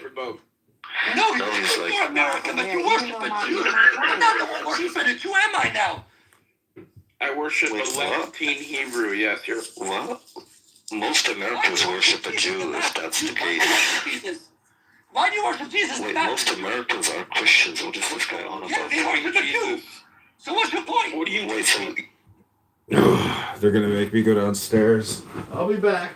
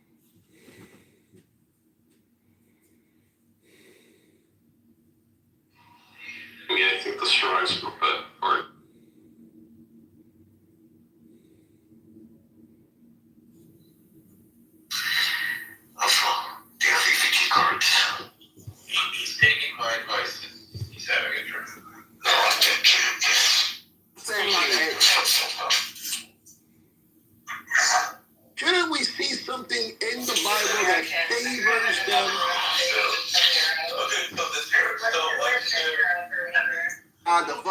Inside the motherfucking state with the most motherfucking goddamn black. The Iraqis don't like them. The Iranians don't like them. They don't like them. You brought it. What is an Iraqi? What is an Iraqi? I'm an Iraqi. I was created by the British in 1925. I'm an Iraqi. Yeah, we can go thing for thing. What is an Iraqi? I like the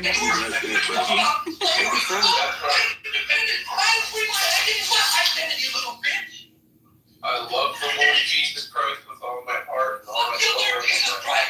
You're going to hell. Go to hell. I'm not going to hell. You are 6 feet deep. Oh, yeah. You worship her? We'll see who's right. You worship her? Why do you think I'm fucking dead? You want to fucking cross damn thing. What? I love you, steal phones. Fuck. I'll fall asleep. You're probably going to go or something. I can't bring in the dirt on your mother, your widow mother. Because I'm about to steal your father. The couple. I don't have any sisters. So why not? You defend them yourself. So tell me what state are you in? Why? You want to come over and find out? No, just what happens to Refugees when they want to come over? Are you poor? You're a Jewish slave? Are you poor? Do you have a car? You're a slave of the youth, right? You own the house. Why do you break the design Islamic to talk about that? Do you own the house? I'm sorry, you live in the studio apartment. Why do you do that? Do you own the house? I'm trying to design Islam to help my son to protect your ugly people. Why do you do it? The Jews are your bastards. Hold on,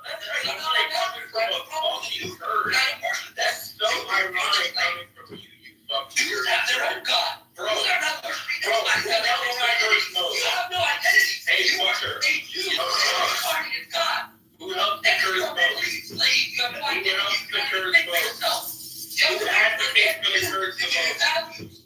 That's not that you cannot even use the passage to make up your own values. May I ask you a question? You are in no position. So you guys get the vote advocate from Israel, bitch. Does Israel advocate? Checkmate is here. You don't talk. What's going on? And it comes to the